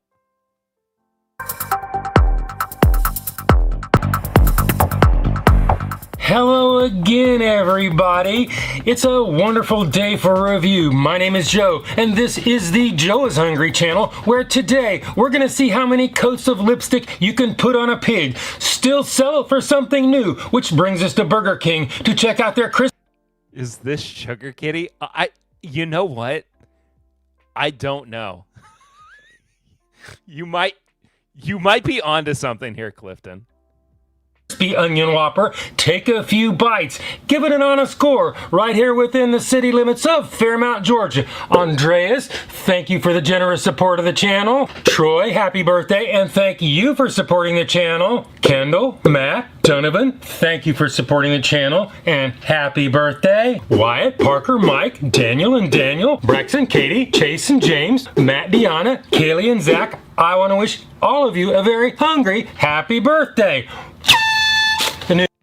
No, Sugar Kitty did not recommend this channel to me. I found Joe through Will Neff on Twitch. New Burger King limited time offer. Crispy Onion Whopper is constructed with 1/4 pound flame grilled beef patty, 1 slice of American cheese, bacon and onion rings, lettuce, tomatoes, and pickles, smoky barbecue sauce on a toasted sesame seed bun. A single burger will drop 1,150 calories onto your unsuspecting diet. I have the full nutritional information on the screen and in the description below. If you want one of these. I'm having an anxiety attack. 3 cameras. Just wait. Just wait for the cuts. You are not ready for what is headed your way. Please be prepared to shell out $7.99, or you can make it a medium combo for $12.29. If you just want to dip your toe in the water, you can get a junior version for $4.79 before taxes in Georgia. Now it's time to roll the dice. See if they can actually pass the Joe is Hungry temperature test when we roll the drive-thru at Burger King in Cartersville, Georgia. Cinema. Absolute cinema. Just the cut, the foresight that this man has. Let's hope they can make the temperature test. Used car salesman in a former life, I assume. I said this earlier, but this guy was a run it back. Absolutely. This guy was a former nurse, and this is what he does now that he's retired. Taxes in Georgia. Now it's time to roll the dice. See if they can actually pass the Joe is Hungry temperature test when we roll the drive-thru at Burger King in Cartersville, Georgia. It's so good, man. Let's hope they can make the temperature test this time. Oh, you all aren't ready for the temperature test.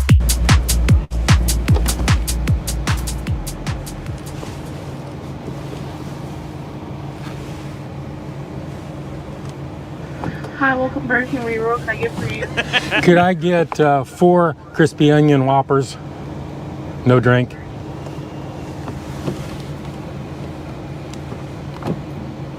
You said 4 crispy onion Whoppers? Yes, ma'am.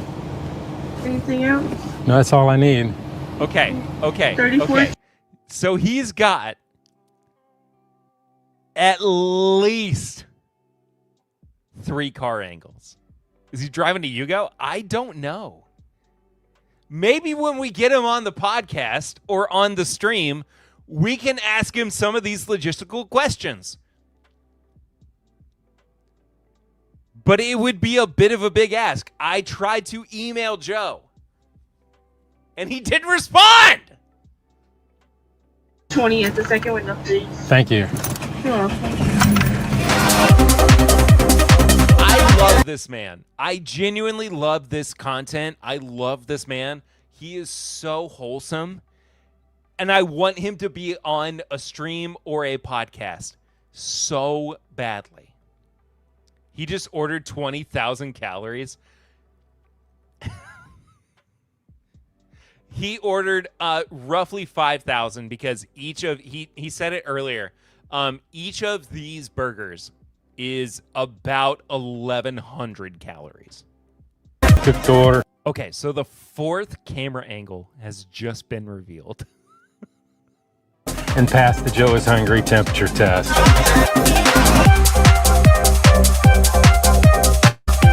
I've got my crispy onion Whoppers. Let's pull out of the penalty box. 12 minutes and 17 seconds. Any sane person would have sat there for 5 to 7 minutes after waiting for their fast food order and gone, I am out of here. Angled butt shot was not in my camera angle list. And do the Joe is Hungry, 145.2 degrees Fahrenheit. Crispy onion number 2 is 142.3 degrees Fahrenheit. Crispy onion number 3 is 140.9 degrees Fahrenheit. If you've been watching my channel, you know I like my temperatures at 140 degrees or above. Hotter is always better. Well, for Burger King, I guess that's a win because just barely they passed. The Joe is... Hold on. Watch the... watch the dad and son walking out of the Burger King here. Degrees or above. Hotter is always better. Well, for Burger King, I guess that's a win because just... I didn't notice this the first time that I watched that. They caught him so hard. They caught him dead to rights.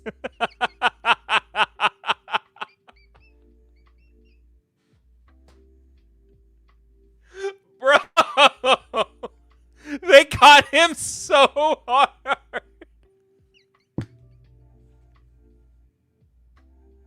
barely, they pass the Joe is hungry temperature test. Now it's time to take the lid off, inventory all the onion rings, count every little bit of bacon, head back to the studios, and do the Beautiful. Cinema. Joe is hungry weight test. Well, Burger King, you slipped by on that temperature test as you usually do if you pass.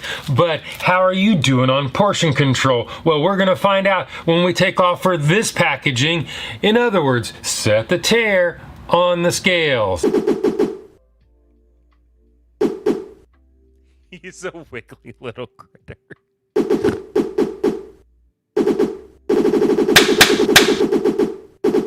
There's no point in the day where I have this much energy.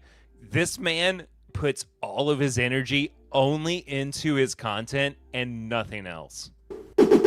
Crispy Whopper number 1 is 12.11 And he's married. ounces or 334 grams. Crispy Whopper number 2 is again 12.11 ounces or 334 grams.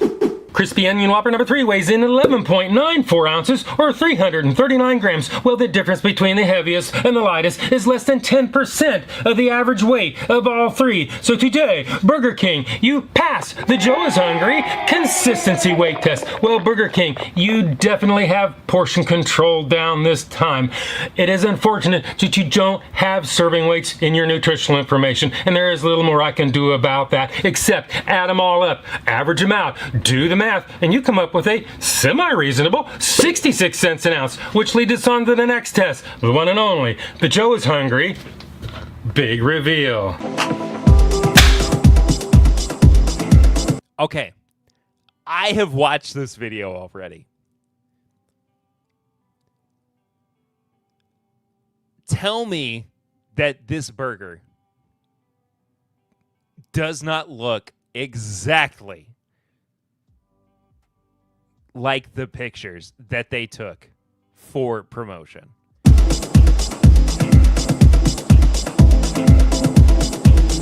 Okay, not like the crunching part, like once they put it in the wrapping. I mean like the stacking of ingredients. This is my reaction YouTube channel. I mean, yeah. Burger. That's Burger King. I mean, yeah.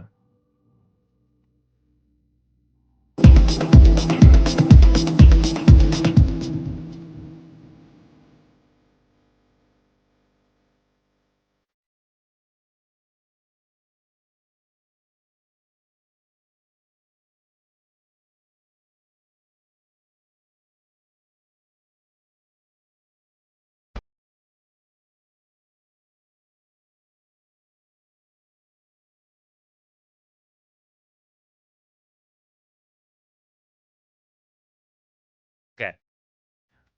I want you to pay very close attention to my favorite part of the Joe is Hungry channel. It's not the editing. It's not his intention with making sure that you are getting Timrick. Timrick actually goes really hard. I think we've developed a new offshoot brand for the podcast.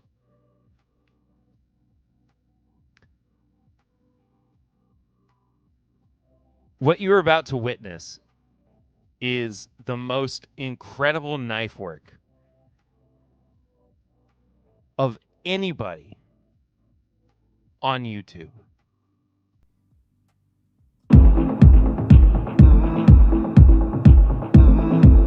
Okay, this video actually doesn't do it justice.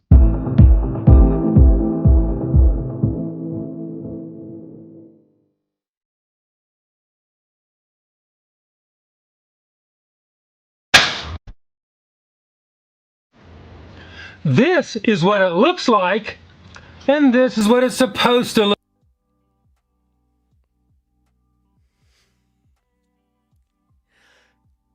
It looks pretty similar. I know that there is some ad Like fluffing. this is what it looks like, and this is what they'd have you believe it looks like.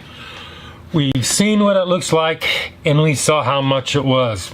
not that bad of a price, actually. And as far as what it looks like, it's kind of resembles the sad photos in a flat sort of way. If you see it differently, leave it in the comments. And as far as the bacon, well, I happen to have some post-autopsy photos right up here on the screen. Okay, hang on. I'm going to move my camera out of the way.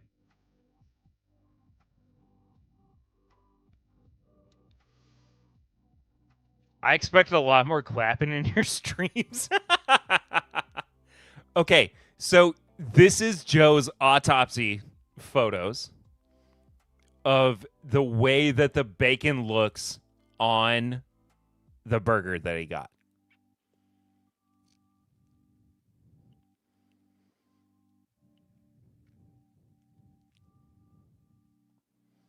And according to that, I see 1.5 slices of bacon. But then Burger King doesn't tell us how many slices of bacon we get, so I really can't do anything about that.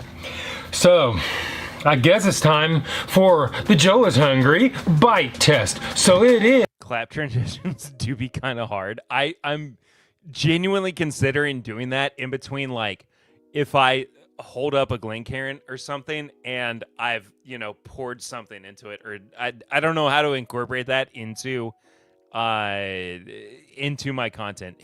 However, what you are about to witness for the first time is the Joe is Hungry bite test. I will give you a very gracious over-under. This man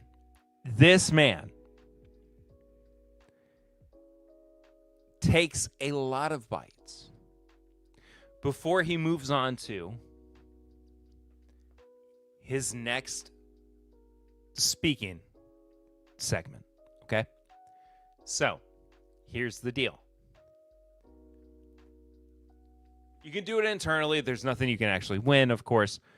But little or big bites, medium. Normal bites, okay? There are bites and there are cuts that are incorporated into Kyle saying 8. Okay. Kyle's locked in 8. I was going to give you an over-under of 15.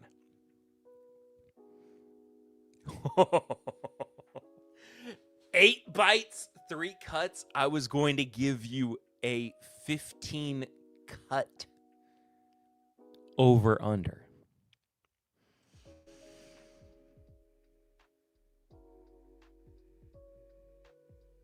I'm getting a call from my wife. Hang on.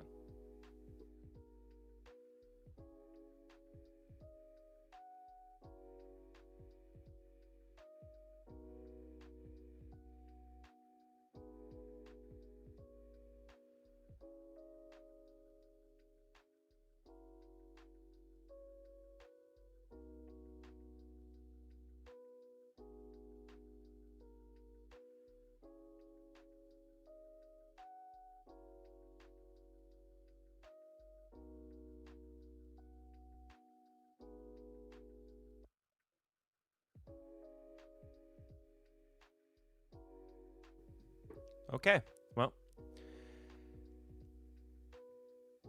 let's move back into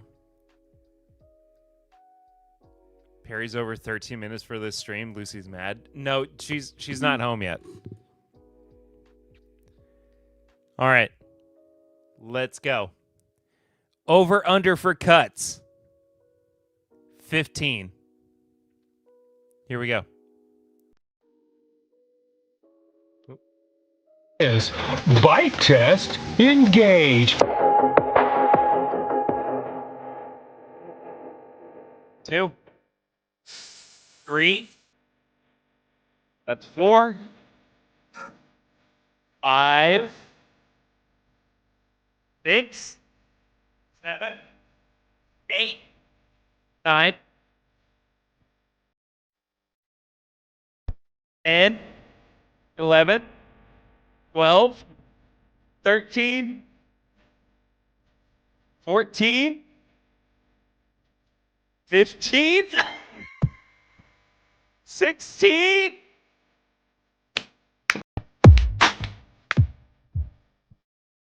The Bam! bun appeared to be fresh and toasted. The garnishes, they were cool and crispy. I even ran across a few pickle slices, even a couple pieces of tomato. The onion rings and those canned onion tanglers were only slightly crispy and unfortunately overwhelmed by the barbecue. So as you can see, Joe is hungry. Loves to go hard with the edit. Sauce and the mayonnaise. Probably not the best flavor combination, Burger King. I could see the bacon and occasionally taste it.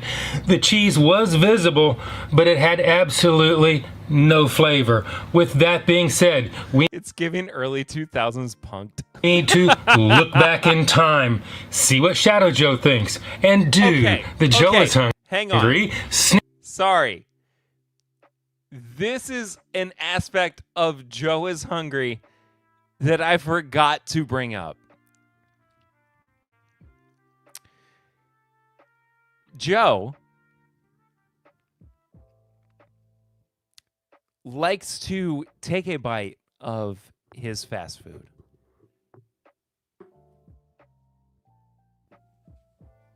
In the field. But he dubs it as Shadow Joe. And here we are,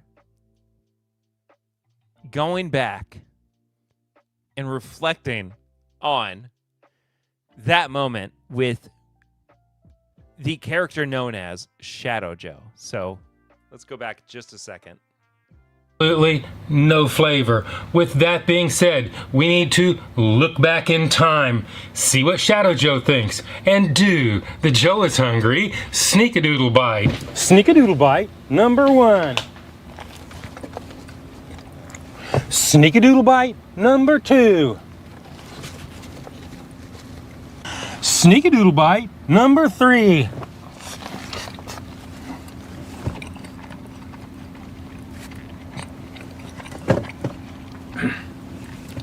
Actually, with this one, I feel like they're kind of light on the onions, and I can see the bacon, but I really can't taste it.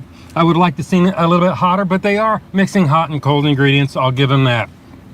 So let's go ahead and give this thing the score. If you don't know my scale is 1 to 10, 9 being the best. Anything above 9 is a once in a lifetime experience and almost never achieved. 5 and down is that slippery slope to the pits and depth of fast food hell. So let's go ahead and give. Okay. Sneakadoodling in public is great. I think I need to quit my day job. This man is so good at what he does that I feel like there is no chance for us to ever have a future in video editing. Now, I will let you all lock in. Everybody who is still watching, please, please, please, please, please. Lock in your guess as to what Joe's score is. It is 1 to 10. And we'll go back here for just a second so you can hear exactly what his scale is. Okay? You can look at it for a second. 9 to 10, food nirvana, almost never. 8 to 9, food to travel greater than 30 miles. 7 to 8, decent fast food, local only. 6 to 7, above average drive-through food. 5 to 6, middle of the road fast food. 0 to 5, free fall to fast food hell. Are they rookie scores or decimals? He does incorporate decimals.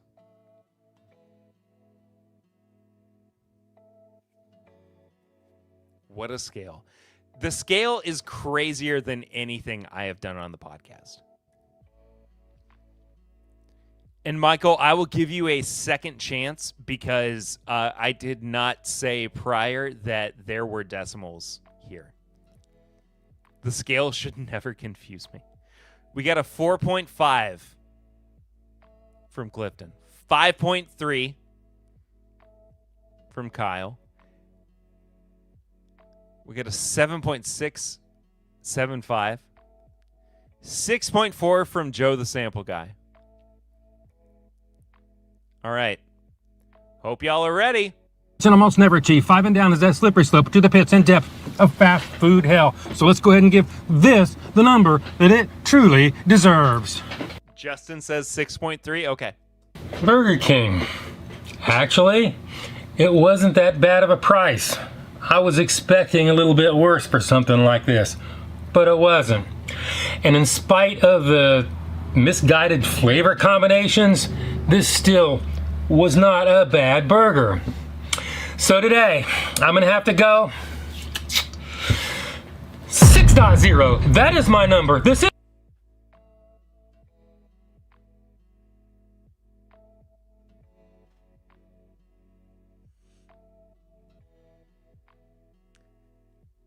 Now, I feel like that 6.0 was a little...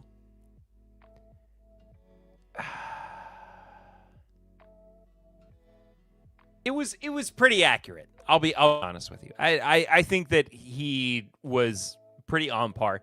I think that Justin probably was closest. I think that a 6.3 would have been more accurate. That's generous?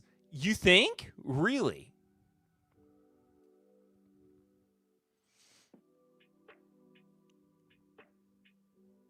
is my review, and hopefully I will see you in the next video. Okay, here's the thing.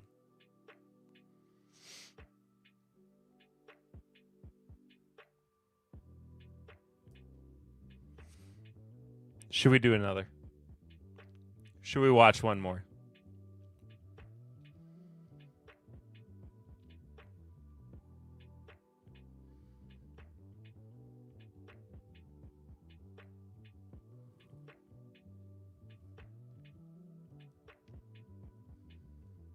Yes.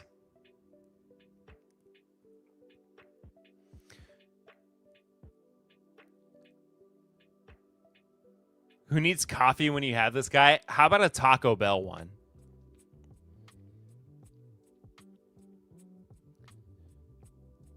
We could do a Taco Bell. Joe is hungry. Another yes, Taco Bell. Okay. All right. All right.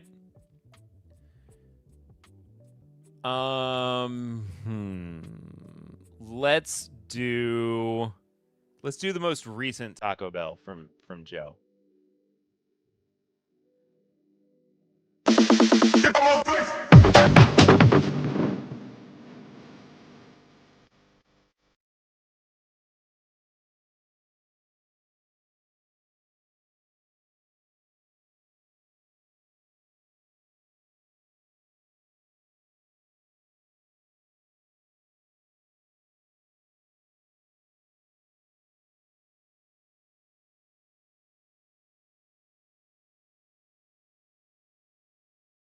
Old number 7 right out of the bottle, not as good.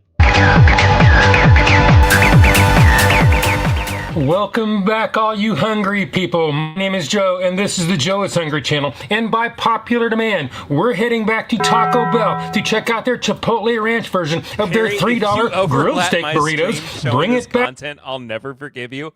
This is the last one. We're done. Back to the studio. Hope that they cook it hot and fresh to order this time. Tear it all apart. Take a little bite. Give it a score right here within the city limits. Mostly because I'm definitely going to order Taco Bell after this. Of Fairmount, Georgia. David, Skittles thanks you for your generous support. Heather, happy birthday, and thank you for supporting the channel. Conrad, Chase, happy birthday. Thank you for your support. Maximus, I want to wish each and every one of you a very hungry happy birthday. The Taco Bell $3 grilled steak burritos come in 2 versions. The cheesy melt grilled steak burrito, which we've already done in a previous video, and the Chipotle. He definitely said cheesy nut there, right? two versions, the cheesy melt grilled steak burrito, which we've already done in a previous video, and the Chipotle Ranch grilled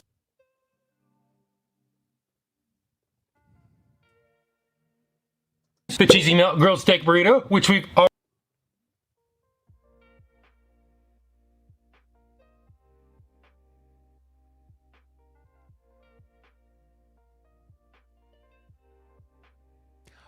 I did see the David R on there though, for sure.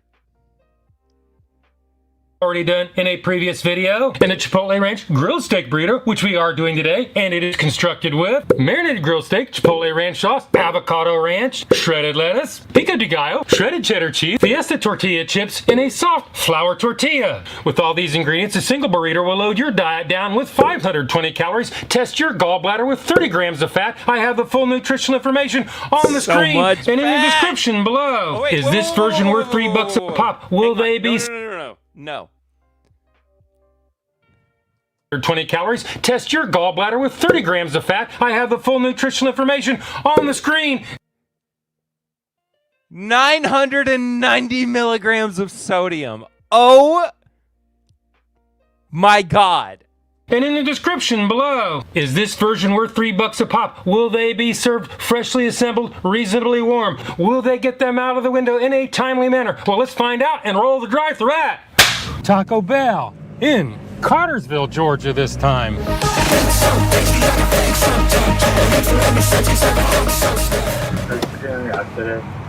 had a mobile order. What's the name? Joe. Hold on. Thank you. This guy's like if you put Bill Nye and Alton Brown together.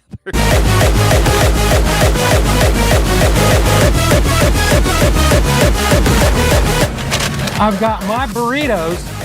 Let's pull off to the side and do the Joe is Hungry temperature test.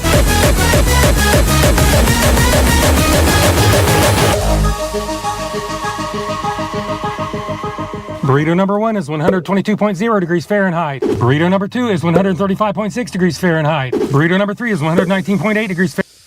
Oh, what did we learn from the last video? Oh, no. Fahrenheit. You know I like my temperatures at 140 degrees or above. Hotter is always better. Today, they are mixing hot and cold ingredients. I'm going to give them the benefit of the doubt and neither give them a pass nor a fail on the Joe is Hungry temperature test. That's a cop-out. I think that's a cop-out. Now it's time to peel back the layers. Take a good look inside. Get ready for a full clinical evaluation. Head back to the studios and do the Joe is Hungry weight test. Well, Taco Bell, you didn't do that great on the temperature test, although you are mixing hot and cold ingredients. A lot of cold ingredients in this one. I really didn't expect you to pass it. So we're not going to hold that against you too hard. But I guess the next test is, can you make them all the same size when we take off for the packaging? In other words, set the tear on the scales.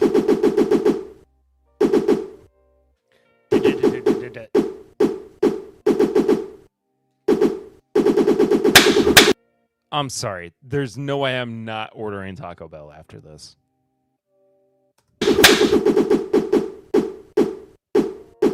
Chipotle Ranch number 1 is 5.74 ounces or 163 grams. Chipotle Ranch number 2 is 5.44 ounces. I like his chicken nugget keychain on the right. Or 155 grams. Chipotle Ranch number 3 weighs in at 7.05 ounces or 200 grams. Oh, the chicken. Oh, I see that. I think I've noticed that before. It's a chicken leg, isn't it?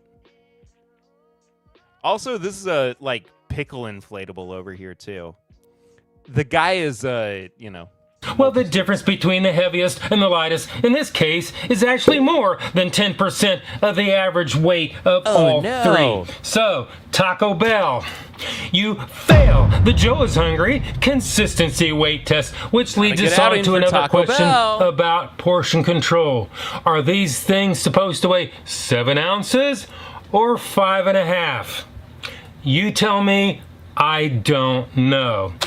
So I'm just going to go ahead and take these numbers, add them all up, average them out, do the math, and you come up with a not unreasonable 49 cents an ounce, which leads us on to the next test, the one and only, the Joe is Hungry Big Reveal.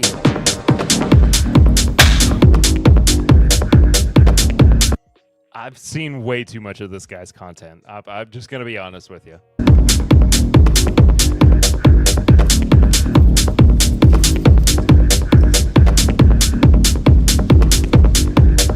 By the way, I just poured some Knob Creek single barrel, just for anybody who's wondering. Because, you know, bourbon channel.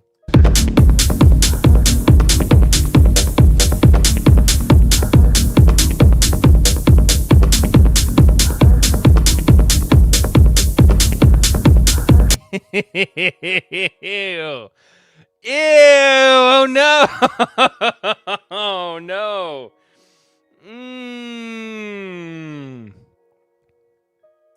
Still ordering Taco Bell. Looks good? Okay. Need to decompress after this video to prepare for my stream. I subscribed. Okay, bye. If I drunk order Taco Bell tonight, back to Perry. Oh, come on, man. Love you, Clifton.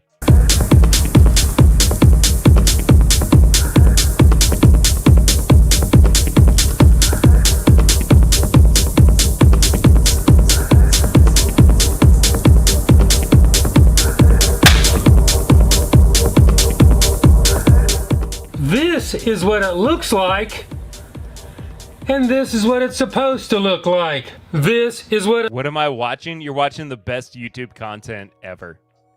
This is Joe is Hungry. Maybe my favorite YouTuber, Joe or Tony. It looks like, and this is what they'd have you believe it looks like. We've seen what they look like, and we saw how much... This is just how we're wrapping up the stream. We're going to get out of here in just a second. I'm also ordering Taco Bell as we finish up Joe's video here. They were. If you average it out, it's still not a bad price. Hopefully, you don't get the small ones. But as far as what it looks like, we know it doesn't look a whole lot like its ad photos.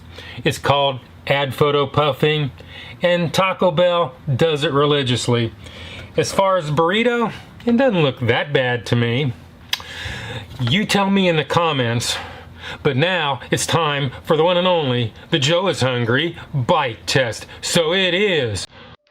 Bite test, engage. Bite test, engage. Let's go.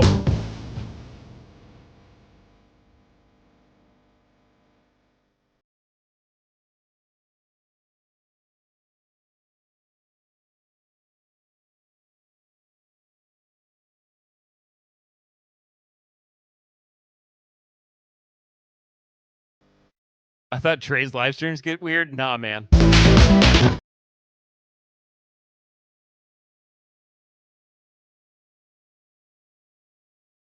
The burrito was definitely grilled this time, and the flour tortilla, it even held up relatively well. The garnishes were fresh and crispy, although I think they probably could have put a little bit more lettuce on this. Those fiesta strips, they get soggy really, really fast, and when that happens, they do little for the texture. The pico de gallo and chipotle ranch really add to the flavor with a little bit of heat, about a 3.1 on the 1 to 10 Joe Heatometer. Actually not bad for his heatometer. It is very rare that it goes above a 3. As an ardent Joe is Hungry watcher, you got to know these things, you know. It's important for you to, know your goats, right? I can sort of taste the avocado ranch, but just barely, and it does very little in the flavor department for this burrito. With that being said, we need to consult the self-proclaimed food tasting expert, head back to the Taco Bell parking lot, and do the Joe is Hungry Sneakadoodle Bite. Sneakadoodle Bite number 1. Sneakadoodle Bite number 2. Sneakadoodle bite number 3. 1 second. That's what I thought. What's wrong with you? Sneakadoodle bite number 3. I absolutely love the beef between Shadow Joe and Joe Prime.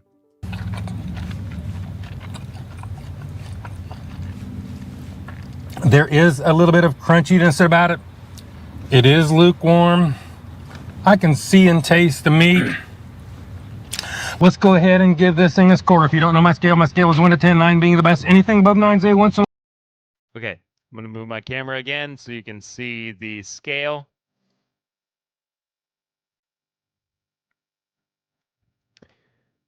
Lock in your guesses.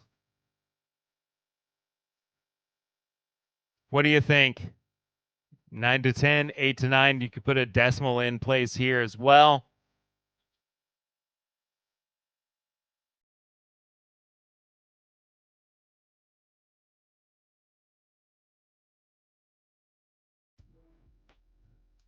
Nothing? No? Okay, great. Thanks, everybody. 5.8? 5.2. We're in the 5s. Okay? All right. lifetime experience and almost never achieve. 5 and down is that slippery slope to the pits and depths of fast food hell. So let's go ahead and give this the number that it truly deserves. Taco Bell.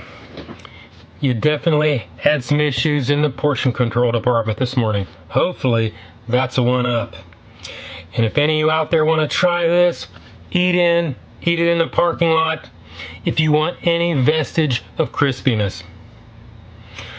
With all this said, it still tastes good and it's a fairly decent price. So today, I'm gonna go. What's it gonna be? Joe, what you gonna do? 5.6. Oh! We're so close! Number. This is my review, and hopefully I will see you in the next video. That's my boy. That's Joe. All right. I love y'all. I'll see you real soon. What a fun stream. Goodness gracious. Such goofiness. See you next time. Like the video if you haven't done so already. Subscribe too. See you real soon. I'm Barry. This is Develop Lab. Bye.